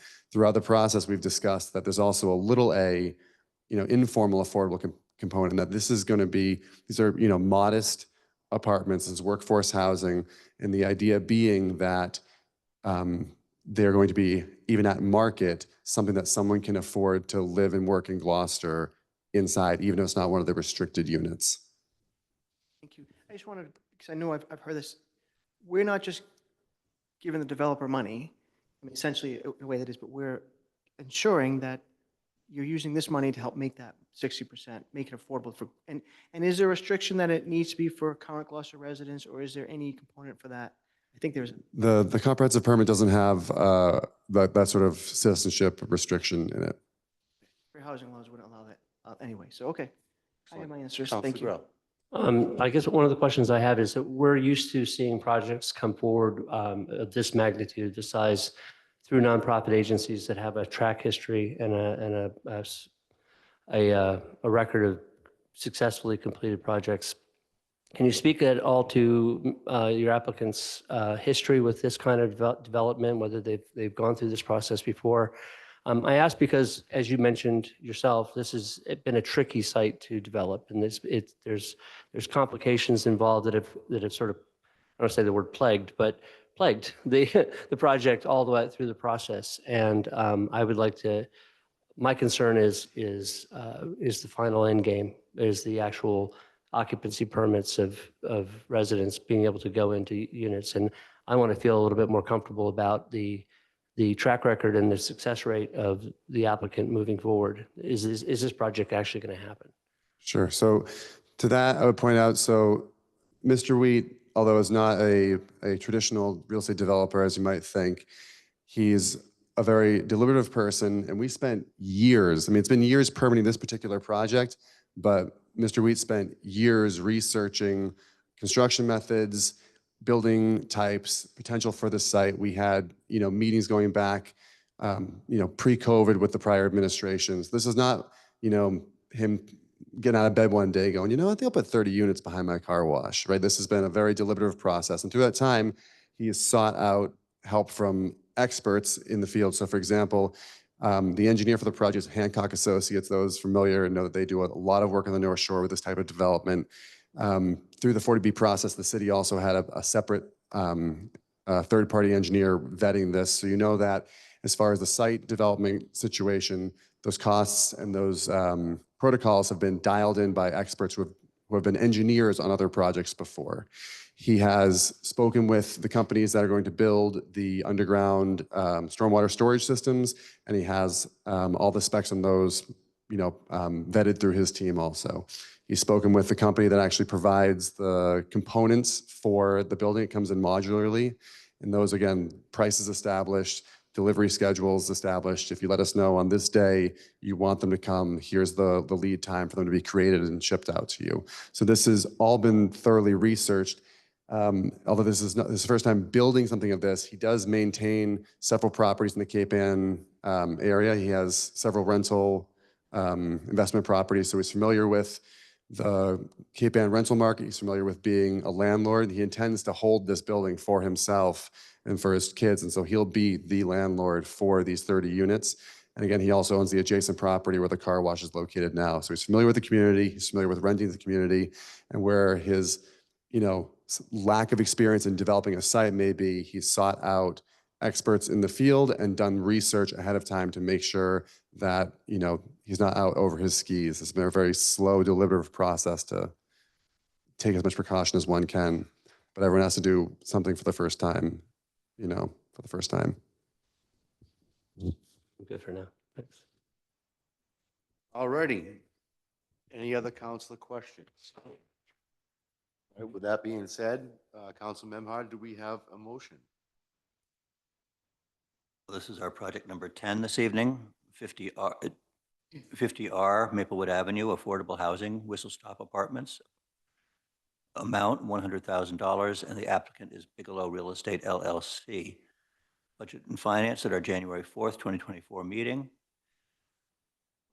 Voted 3 in favor, 0 opposed, to recommend that the City Council appropriate up to $100,000 from the Community Preservation Act funds as recommended to us by the Community Preservation Committee to provide funding to Bigelow Real Estate LLC for the purpose of supporting the 50R Maplewood Avenue affordable housing, Whistle Stop Apartments, and project. The appropriation will be allocated to the community housing category and funded from the unrestricted reserves in Fund 4500.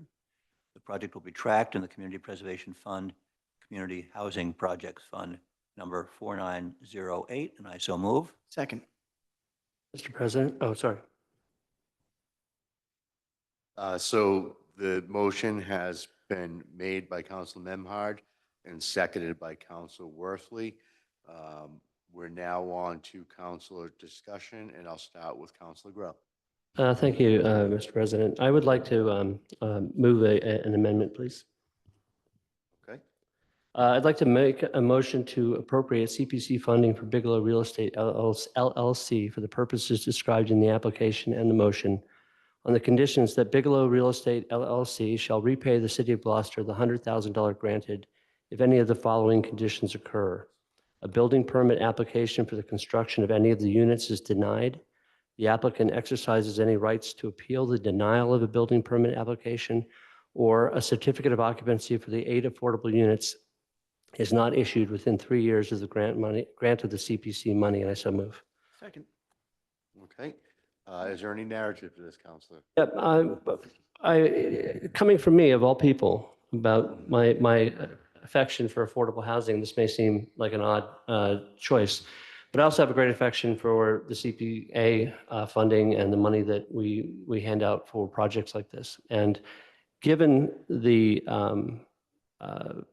freshman status of this particular development, the issues that I know that have come up over the course of the project, I don't want perfection to be the enemy of good. And I do appreciate very much so the efforts to address the issue of 60% AMI, the permanent deed restriction when 40B only asks for 30 years. And the short-term leasing prohibition is also a great addition to this. So I do appreciate the gestures that have been going forward. This money is being given at a very early part and very early stage of the project. And as such, unlike where we might feel much more comfortable with Action Inc. or Habitat for Humanity or whatever some of the people who've had a track record, that the uncertainty of the completion of the project is still a little bit much higher in my mind than it would be if it were one of these applicants who had, again, a track record and funding behind it. So I'm asking for essentially a little bit of insurance that the project gets done, that the occupancy permits get done, and that at that point that will satisfy the requirements of the grant of money from the city, because I think protection of the city funds on a project like this is important not only for this project but projects moving forward. So that's the justification for my amendments. Is there any councilor questions for Councilor Crow's amendment? Councilor Gilman. So I've got a question that might be through the chair to Matt Lumberg. The question is, my understanding Yes. was that the CPC grant does not come into effect until the time that the action has occurred. Is that correct? That's correct. We don't, once a grant is established and an agreement is signed between the grant recipient and the city of Gloucester, money does not transmit then. It only is given to the recipient once they've incurred an expense and invoiced by that expense from a vendor, and then submits that invoice to the grantee. They then send that invoice to us, and we pay the vendor, we, the city of Gloucester. So through the chair to the initiator of the amendment? Yes. So how does that interpretation affect your proposed amendment? It doesn't really. I mean, I think that's great, and I think it's the way the CPC is designed to run. Again, our funding is coming in at the very earliest stages of this project. And while it's very possible that that entire project, that part of the project gets completed, there may be issues down the road that come up that cause the problem to be delayed or abandoned or changed into another kind of project. I'm just asking that if that's the case, if that happens, if there's anything that future tense causes the problem not to produce the affordable units that we are looking for them to provide, that the city can be reimbursed for those costs. If they provide the 8 affordable units at 60% AMI, that's awesome. That's the end result we all want to do. But I'm just putting a little bit of a tag on the ambiguity of whether or not this project will actually fully be realized. Thank you. Excellent. Council Worthley. Thank you. Just a couple of questions on the amendment, and I like where you're going with this. So firstly, and I don't know if Kenny Costa's on the call, but we have a very specific language on Community Preservation Act motions, and then, I don't know if I'm amending it with, like, maybe it needs to be a second motion versus an amendment. I don't know how that would work, but I don't want there to be any hang up on the Community Preservation Act side to say, well, because we get audited from the state on this money, we can't pay this because there's an amendment that's not the language that Kenny provided to us at budget for it. So I'm not. I can address that? Yeah, sure. If you don't mind. I did actually have a conversation with the legal department about this. Okay. And this was the amendment that was recommended. In fact, the original amendment said described in the application, and I said as an amendment and the language that's in the motion that was read. I didn't know So, you would check with that. yeah. Okay. So I wanted to make sure that that was included in that. Yeah. And then could we have the motion read again, just because it was quick to process all that at Sure. once? I move to appropriate CPC funding for Bigelow Real Estate LLC for the purposes described in the application and in the motion previously read, on the condition that Bigelow Real Estate LLC shall repay the city of Gloucester the $100,000 granted if any of the following conditions occur. A building permit application for the construction of any of the units is denied. The applicant exercises any rights to appeal the denial of a building permit application, or a certificate of occupancy for the 8 affordable units is not issued within 3 years of the grant of the CPC money. Just if I may continue on the questions. I don't know if 3 years is realistic based on all of the obstacles that the project's going to have to get to the point of occupancy. It seems like a long ways away, but I don't know how long this will take. Second thing is, if the property owner would ever sell the property, we would probably still want to get the funds back from the next person that would own it, potentially. Not trying to manifest any sale, but just that's something we should probably consider, because it's not, the money's going to the entity, but it's also the address is where the money's going to, right? And then, denial of occupancy on the affordable units. Anything could affect that, right? We don't even have a building inspector right now. Like, there are things that could, from the city side, that could also hold that up. And I just want to make sure we're not, I actually will be voting for it once we get this stuff sorted out.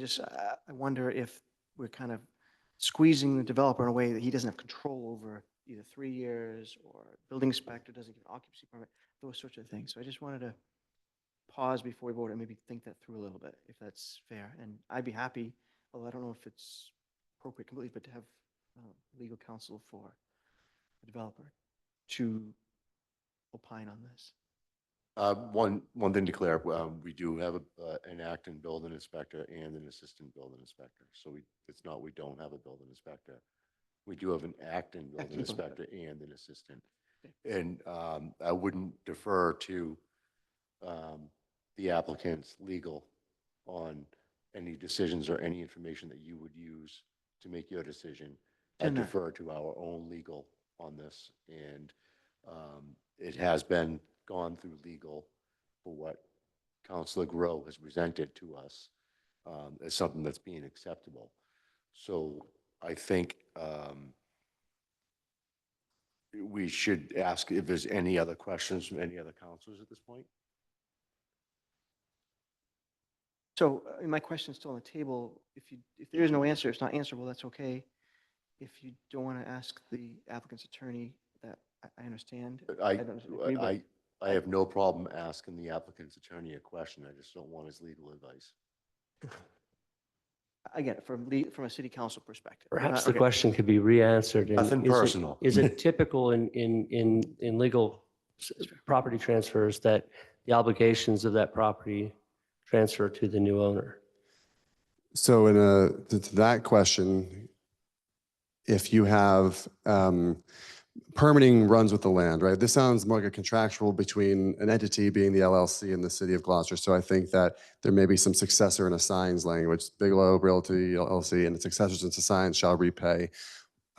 If I may, my only concern was one of the cases was denial of a building permit for any reason. You know, so his builder submits the wrong site plan, it gets denied, rejected back out. Now he owes $100,000. I understand the intent, but I'm just curious. I'm concerned if a building permit is denied or if he exercises his appeal. You know, there's a code question. Building inspector says the windows should be X inches off the floor. Architect says no, they can be Y inches off the floor. And there's an appeal relating to where the windows are going to go. Does that trigger the $100,000 repayment?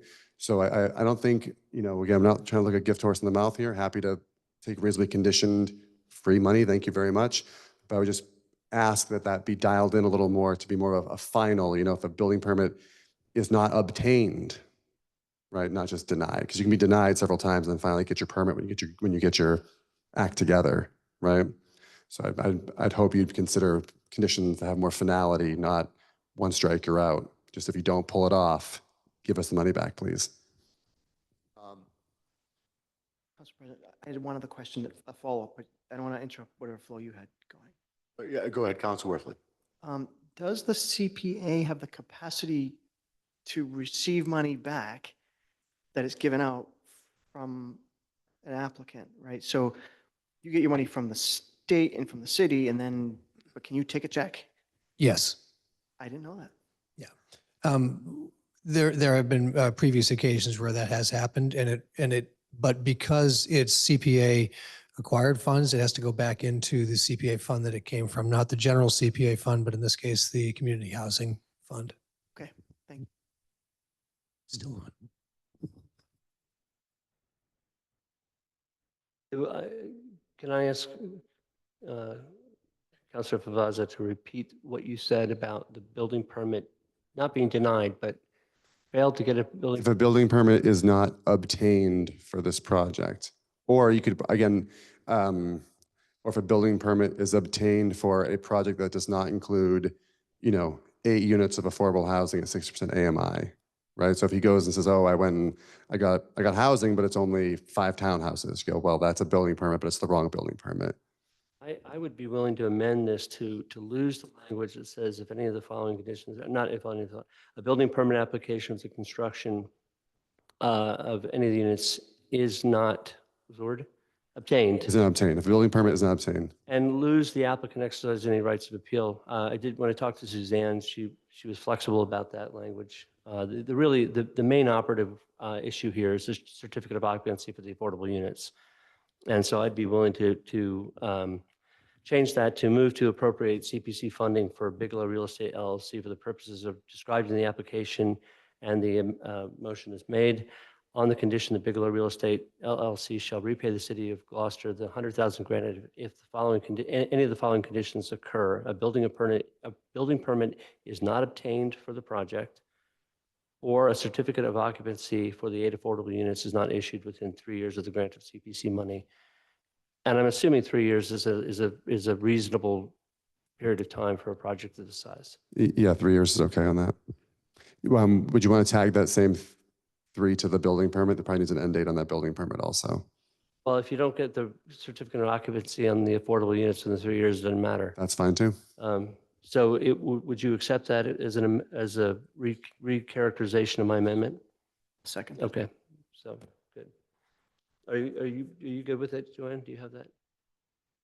Okay, so we have a motion on the table for an amendment. And so this vote would be for the amendment, and this will be a voice vote. All in favor? Aye. Aye. Opposed? All right, so the amendment passes 7 in favor, 2 absent, 0 opposed. And now to the main motion, which is going to have the addition of what Jason has just done. I don't know if Scott, you like to read the main motion. Kind of replaced. It replaces, okay. Yep, not a problem. Mr. President, I forgot one thing. There was a suggestion that maybe we say, or their assignees, if there was a sale of the property, do we need to? Contract language. I'm all right with Okay. what's in front of us. Okay. Yeah. And I believe that in my opinion, this is nothing against the applicant. Not at all. I believe that you have a target and you've got a good stand in the community and you run well properties. It's just, we have gotten a lot of concerns about the $100,000. I understand where it's going, and I understand we're benefiting far greater for what you're willing to do for the community. But we have to also let other people know that we're watching the money with due diligence. And this is absolutely nothing personal. And to me, you're a hero in the world of affordable housing for what you're going to do for us. So with that being said, would we like to just vote on the motion, the amended motion? Councilor Gilman. Yes, I'd just like to add something to the discussion before we vote. So one of the things that a respected member of the Affordable Housing Trust keeps reminding me is that they're developers and builders. And I would thank Mr. Wheat because he's looking at this clearly from a building standpoint. And that means that your intentions are really to help people, 8 units, and a deeded in perpetuity opportunity at 60%, and then the rest at market value. And that's very appreciated. So I just wanted to say that before the vote. So thank you. Councilor Grow. I'd like just to add, and Mr. Wheat, since you're here in the audience, and I would like to reiterate what has been said. This is not a personal affront to you. I see this as a critically important project in the sense that if things go well, if things are successful, if everything comes out the way it does, it bolsters the landscape for more such projects. And we desperately need projects like this to come forward. I wasn't a fan of it when I first heard of it, the location and the issues that went on with it, but you're clearly making an effort to help us address the affordability focus on this, and I'm very grateful for that. But I'm also, I'm keenly aware that if this fails, it will be held up as a failure, and that will cause greater problems for future projects. So that's my viewpoint is long-term. Is this going to be successful? If it's not, I want to make sure that the limited funds that we have available for CPA funding for affordable housing go to projects that are ultimately successful. So I wish you all the best in the world to get this thing through, and I'm looking forward to seeing opening day. Excellent. Hold on one second. Our city auditor does have his hand up. Kenny Costa, how you doing tonight? Thank you. I just have a quick question. Does Councilor Grove's motion replace the main motion? Yes. The only thing I would recommend to add would just be the last two sentences from the original motion, because we do need to identify where the funding is coming from. So from where the last two sentences where it says the appropriation will be allocated to the community preservation category and funded from unrestricted reserves in Fund 4500. The project will be tracked in the Community Preservation Fund, Community Housing Projects Fund 4908. That's important to be included in the motion. I just wanted to make sure that language will be included. That'll be included. Thank you very much, Kenny. Thank you. Councilor Worthley. Yeah, I think on that, I think you said as read. By Councilor Did, yeah. Member, right. So I had a comment. I lost my train of thought though. So firstly, the 60% AMI, you are going above and beyond, and I want to express appreciation. That's money out of your pocket, essentially. You didn't have to do that. You weren't coerced into it. You weren't forced to. You weren't, just that whole process speaks to something other than just building and making money. So I want to commend you and appreciate that. You have an excellent attorney. I think you know that. And I know this process isn't done yet, and there's still more to come in terms of permitting, but you're almost there. And I give you credit for stick-to-itiveness. Is that the right phrase to see it to its fruition? And also CPC, right? So, there's a couple ways we look at this, but we're literally helping to fund directly with taxpayer money affordable housing. This is really where the rubber meets the road in terms of accomplishing affordable housing. So it fits the category for the CPC perfectly. And I thank you for that. Excellent. Thank you, Councilor Worthley. So that being said, are we ready to, I believe we don't need to read it because it's as read and as done. The language was still carried in there with the funding sources. So this, would you like to read it again just to be there, or do you want to go on to a voice vote? fine. You're good? All righty. So all in favor? Aye. Aye. Opposed? All righty. So that motion passes 7 in favor, 2 absent, 0 opposed. Thank you, Joel, and thank you very much for all the work you guys are doing. So, Matt, we are on to number 11. We are. Number 11 is from the YMCA of the North Shore Incorporated. The project is the 67 Middle Street Affordable Housing Project. Speaking to this will be Jamie McGrath, and she is remote, I believe. If you have her, Joanne, great. I will turn this over to Jamie. Hello, and thank you so much, Matt. My name is Jamie McGrath. I'm the Vice President of Project Management for the YMCA of the North Shore. Thank you so much for giving us the opportunity to present our affordable housing project at 67 Middle Street in Gloucester.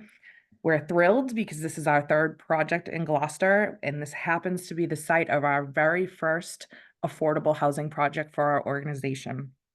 Our property currently has about 22 single-room occupancy units.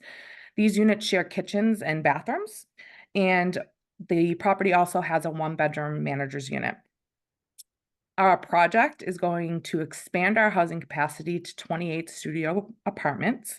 Each apartment will feature its own kitchen and bathroom, doubling the overall square footage to provide a more spacious and comfortable environment for our residents.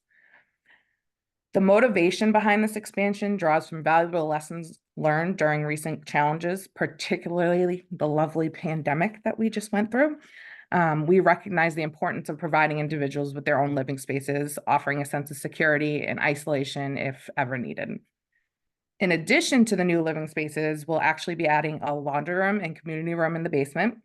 These spaces will provide a gathering space for residents, creating a sense of community that goes beyond the walls of their apartments. We also plan to upgrade the mechanical, electrical, and plumbing features with an effort to achieve Energy Star compliance. Most importantly, along with the construction updates, we're pleased to introduce a resident service coordinator role to this property. This is actually following a successful model that we implemented at one of our similar properties in Beverly. This role is pivotal in providing support to our residents, addressing various aspects of their daily lives, from job searches, insurance matters, transportations, food insecurity, you name it, this person can be there for our residents on a daily basis. From a timeline perspective, we've submitted our application to the Executive Office of Housing and Livable Communities in December, and we hope to hear back sometime this spring regarding project approval. Having support from the local community is a key component of these applications, and your approval of this funding, along with the comprehensive permit already approved by the zoning board and the funding, any other funding requests that we ask for in the future, will help support this approval from EOHLC. We are hopeful that if we are approved, construction can begin later this year or early next year. This project represents more than just an expansion and renovation to 67 Middle Street. This has really laid the foundation for RY into entering and providing affordable housing to those that need it most. We are very grateful for the partnership we have with the City of Gloucester and the entire community for their support, and we thank you so much for your consideration of our funding request. Excellent. Thank you, Jamie. So is there anybody else that would be speaking in favor? And I'm assuming that Barnaby Prendergast would like to speak in favor. So you're going to hear from me again, basically just say this is great. It's an investment in Gloucester, Gloucester residents, Gloucester's future. So great. Thank you. Thank you, Barnaby. Next up, I'd like to bring in Sonny Robinson. Sonny, how you doing? Again, your address and your name, please. So Sonny Robinson, 20 Harvard Street here in Gloucester. And I am delighted to support this project also. I have been familiar with this building in its SRO capacity for many years, both during my years at the health department and then at the North Shore Health Project, and providing some services and supports to the residents. I think the moving forward from SROs with just shared kitchen space, shared bathroom space, to studio apartments with everybody having their own kitchen and bathroom space is absolutely terrific. It is a terrific modernization and upgrade of this building. I think one of the other things that the applicant deserves a lot of credit for is being very aware of the need, if the current residents of the SRO need assistance in finding housing while the renovations occur, the applicant is committed to seeing that that happens and then providing those persons first access back to the studio apartments when they're completed if they want. So as a taxpayer in this community, I am delighted to see CPA funds going to support such a very important and affordable project here in our community.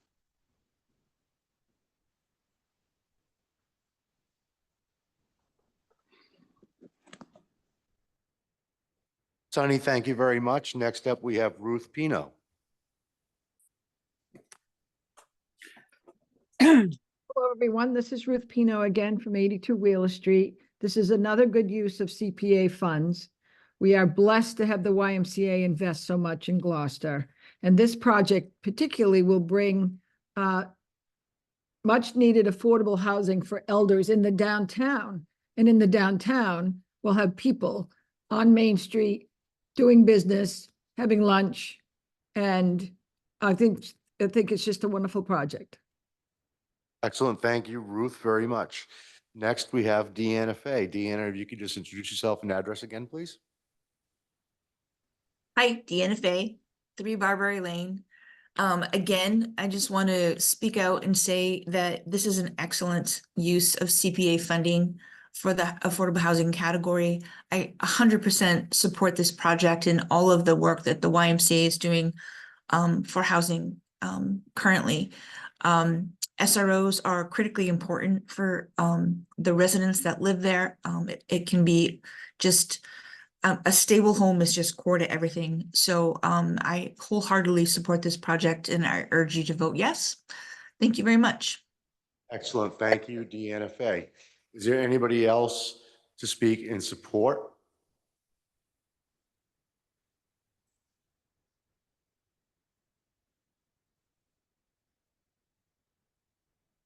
Rebecca, would you like to speak in favor?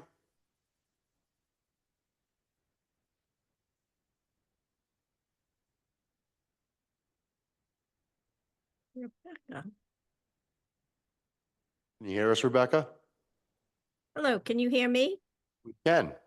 Hi, this is Joanne Castano, Oh, Manship. sorry, Joanne.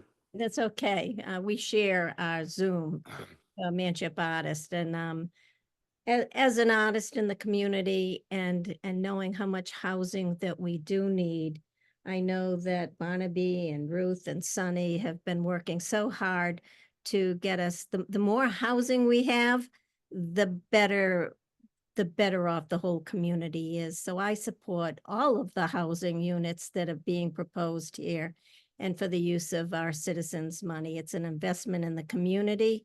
And as an artist, our artists need more space as well, and we want to keep them here. So those that are low income or moderate income, no matter what we do to bring housing in, it's such a benefit to the community and we need it more than ever.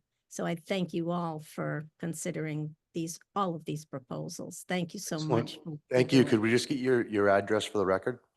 6 Old Bray Street in Gloucester. Excellent. Thank you very much. Is there anybody like to speak in opposition? Seeing none? Is there any communications, Madam Clerk? There were no communications. Is there any questions from the council? Councilor Grow. Yeah, can you speak to the affordability component of this particular project? Is this 100% affordable units? What the threshold is? Yes, it's 100% affordable units at 30% AMI, and everyone that will be brought in are formerly homeless individuals. Did you say formerly homeless? Formerly homeless. Wow. Yeah, that's Sorry, great. Thank you. I know that SRO units by definition are single resident occupancy. Will couples be allowed to occupy these studio apartments? No, unfortunately, the restrictions prohibit us from having couples in the studios. It's only one person in each apartment. So thank you. Is there any other council questions? Seeing none, do we have a motion? Yes, indeed. So this is project number 11 tonight. And it's at 67 Middle Street for the affordable housing, the Patillo building, and the amount is $100,000, and the applicant is YMCA of the North Shore. Budget and Finance in our January 4th, 2024 meeting on a motion by myself, seconded by Councilor Worthley, voted 3 in favor, 0 opposed, to recommend that the City Council appropriate up to $100,000 from the Community Preservation Act funds as recommended by the Community Preservation Committee to provide funding to YMCA of the North Shore, Inc., for the purpose of supporting the 67 Middle Street affordable housing, Patillo building, and project. The appropriation will be allocated to the community housing category and funded from the Community Housing Reserve Fund 4530. The project will be tracked in the Community Preservation Fund, Community Housing Projects Fund, Fund number 4909, and I so move. Second. All right, so the motion has been made by Councilor Memhard and seconded by Councilor Worthley. Do we have any councilor discussion on this? Councilor Gilman. I look at this as a complete no-brainer. It's really important to us, and all the T's and C's have been worked out, and I'm going to be supporting this. Thank you. Councilor Grow. Yeah, I really appreciate this project moving forward, and I appreciate the fact that you're going from 21, 22 SROs to 28 studio apartments, because I think while SRO units are great for getting people, off the street and into housing, having a studio apartment that is, your space, your home, your kitchen, your bathroom, is just miles above the initial phase of getting off the street. So I really see this as a great benefit, not only just for the fact that we have more units, but also that they're more constructed to the idea of actually being a home. And I'm really grateful for that. Thank you, Counselor Grow. Any other counselor discussion? All right, seeing none, I'll call for the voice vote. All in favor? Aye. Aye. Opposed? So this passes 7 in favor, 2 absent, 0 opposed. Thank you very much for all your Thank hard you. work. Thank you so much. And now we're on to project number 12, Matt. Project number 12 is an application from Action Incorporated for their tenant-based rental and mortgage assistance program. Joining us remotely is Karen Clifford, who will speak to the project, and I turn it over to Karen. Hello, I am Karen Clifford from the Director of Community Services at Action.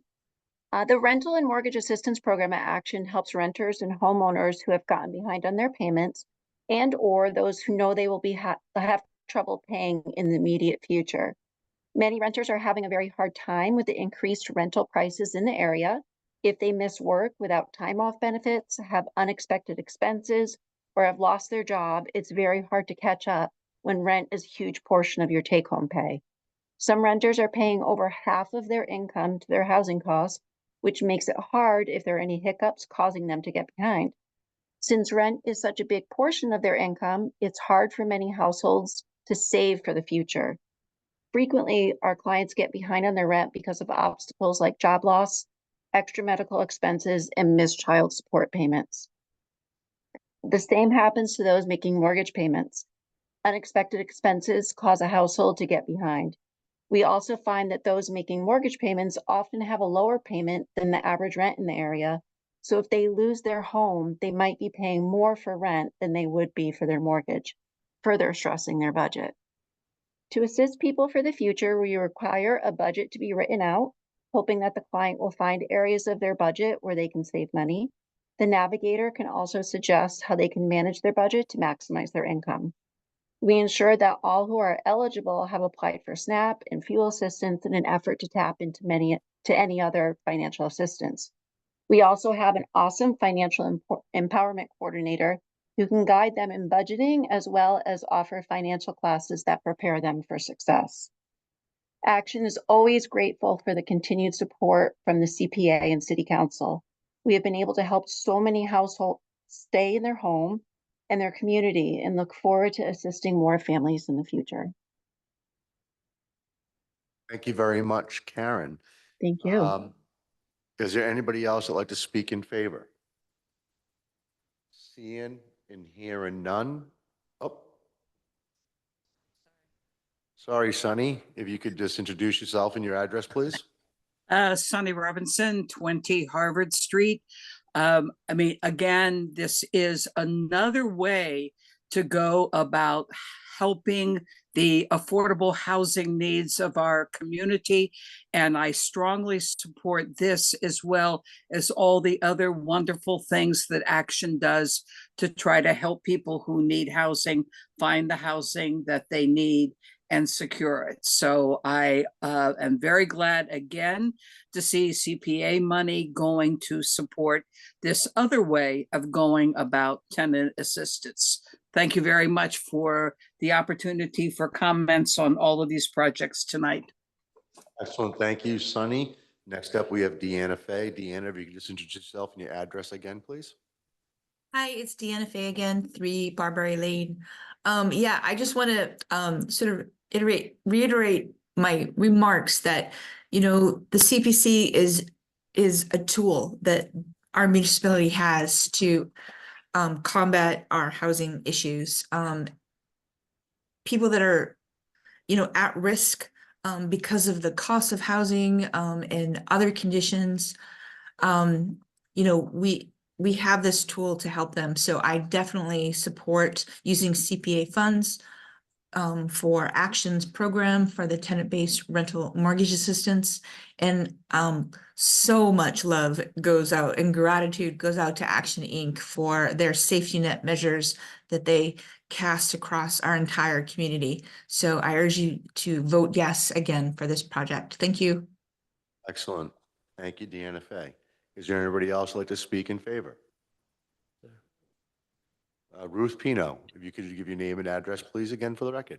Yes, it's Ruth Pino of 82 Wheeler Street. And I believe in everything that Sunny and Deanna just said. Thank you. Excellent. Thank you, Ruth. Is there anybody that would like to speak in opposition?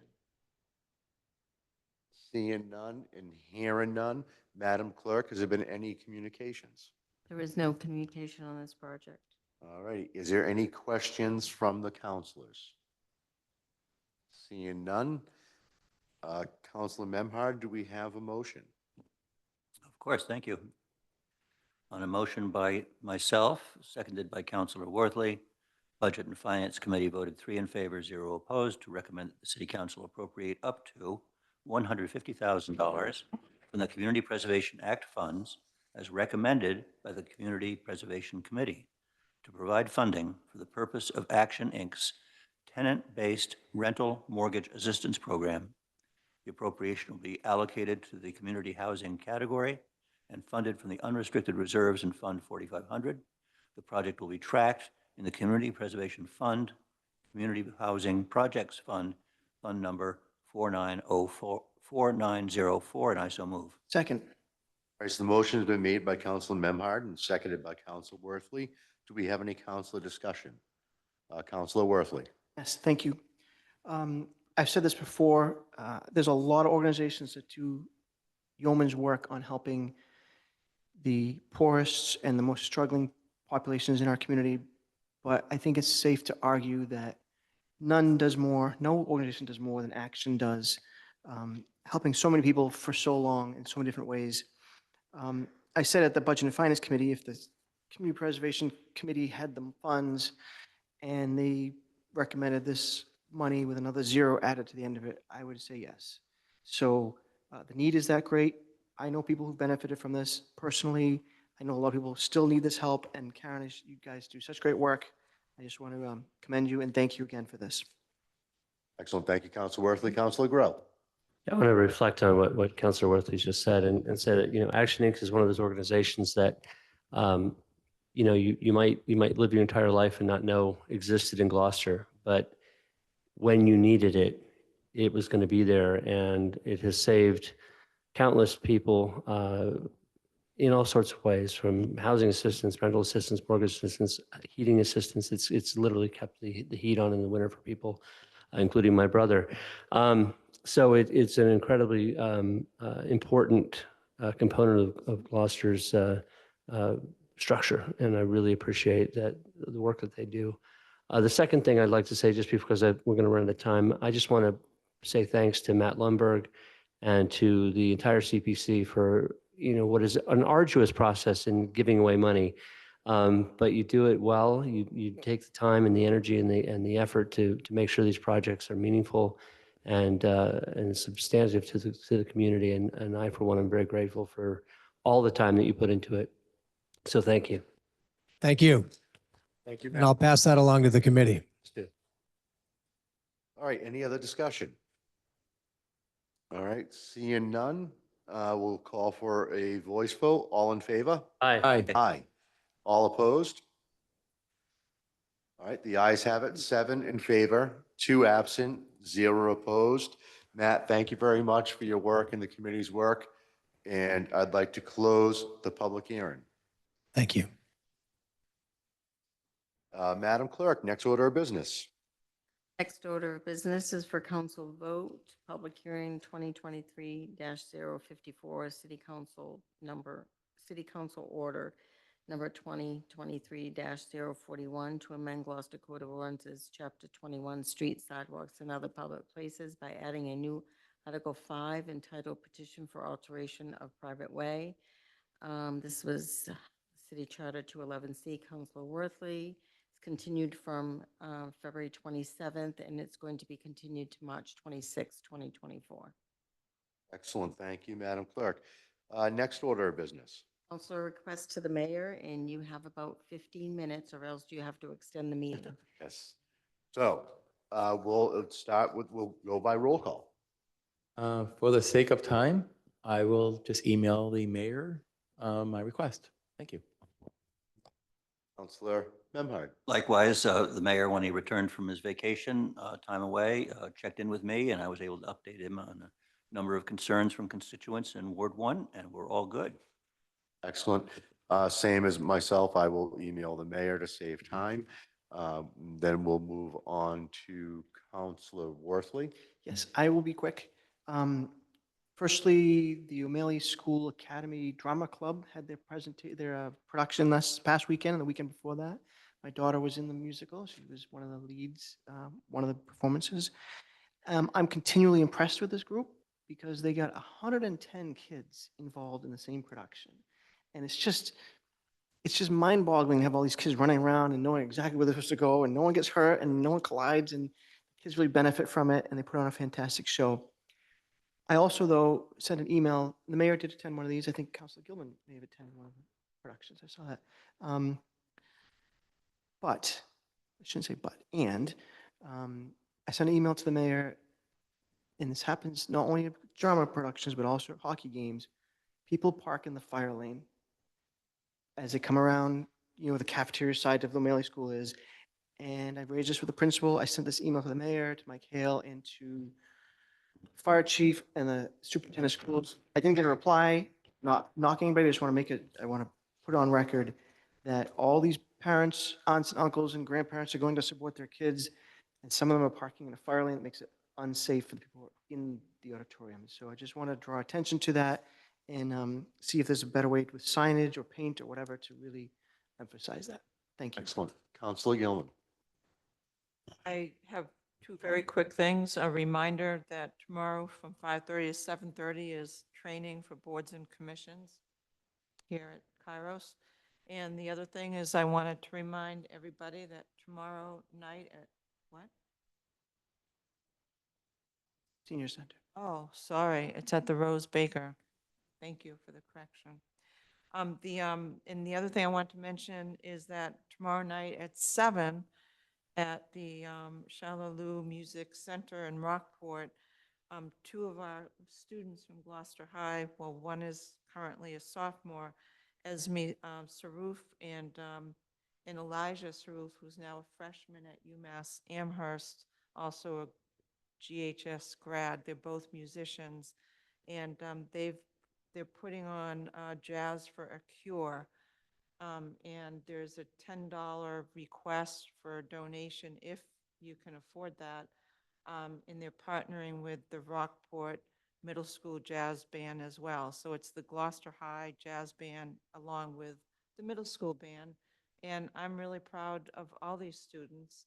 And it's kind, it's empathetic, and it really says a lot. So anyway, for those of you that could be there, please be there. Thank you. Counselor Grace. To show, and students are proud of them. And on Saturday, I attended the thing for the comprehensive plan. There were, several people here, not nearly enough as should be here. Sat with my pal Barnaby over there, I think that we need to collectively kind of put our heads together and find a way, make a way, create a way to get more young people involved in the comprehensive plan in all of this. There was zero representation for any of the younger generations there, and anything and everything that we are doing right now, they are inheriting. And I don't have the answer, but we need to brainstorm on how to get some of these, more young kids involved in the comprehensive plan and in everything that's going forward in the city. I think it's important.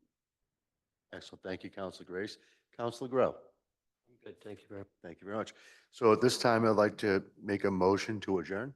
So moved. Second, I'm sorry. I made it. Got me. All in favor? Aye. Aye. Look at Barnaby go. Got a lot done tonight. Thanks, Barnaby. Best work today. It was good work, wasn't it? On point. Don, you have I to give you a lot sign of all credit. these. And everybody can bring their name tags down to Joanne to help her out.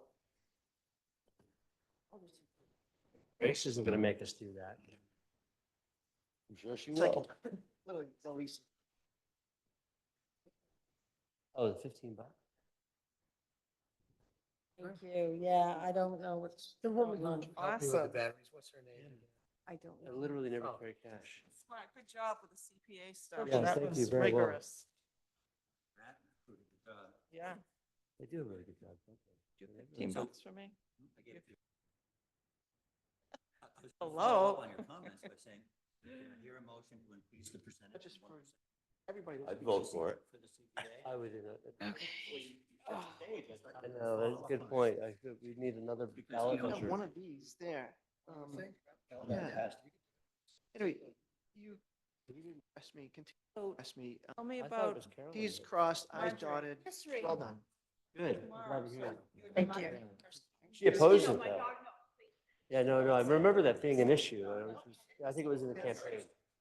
It came out that she opposed it. Oh, that's awesome. Yeah, it was a tough, so it was the second time that it came up, right? No, it's a shame. I know about all the maps. Yeah, I mean, that's the thing that, I think that's what's so stunning to me is that the willingness of people to think that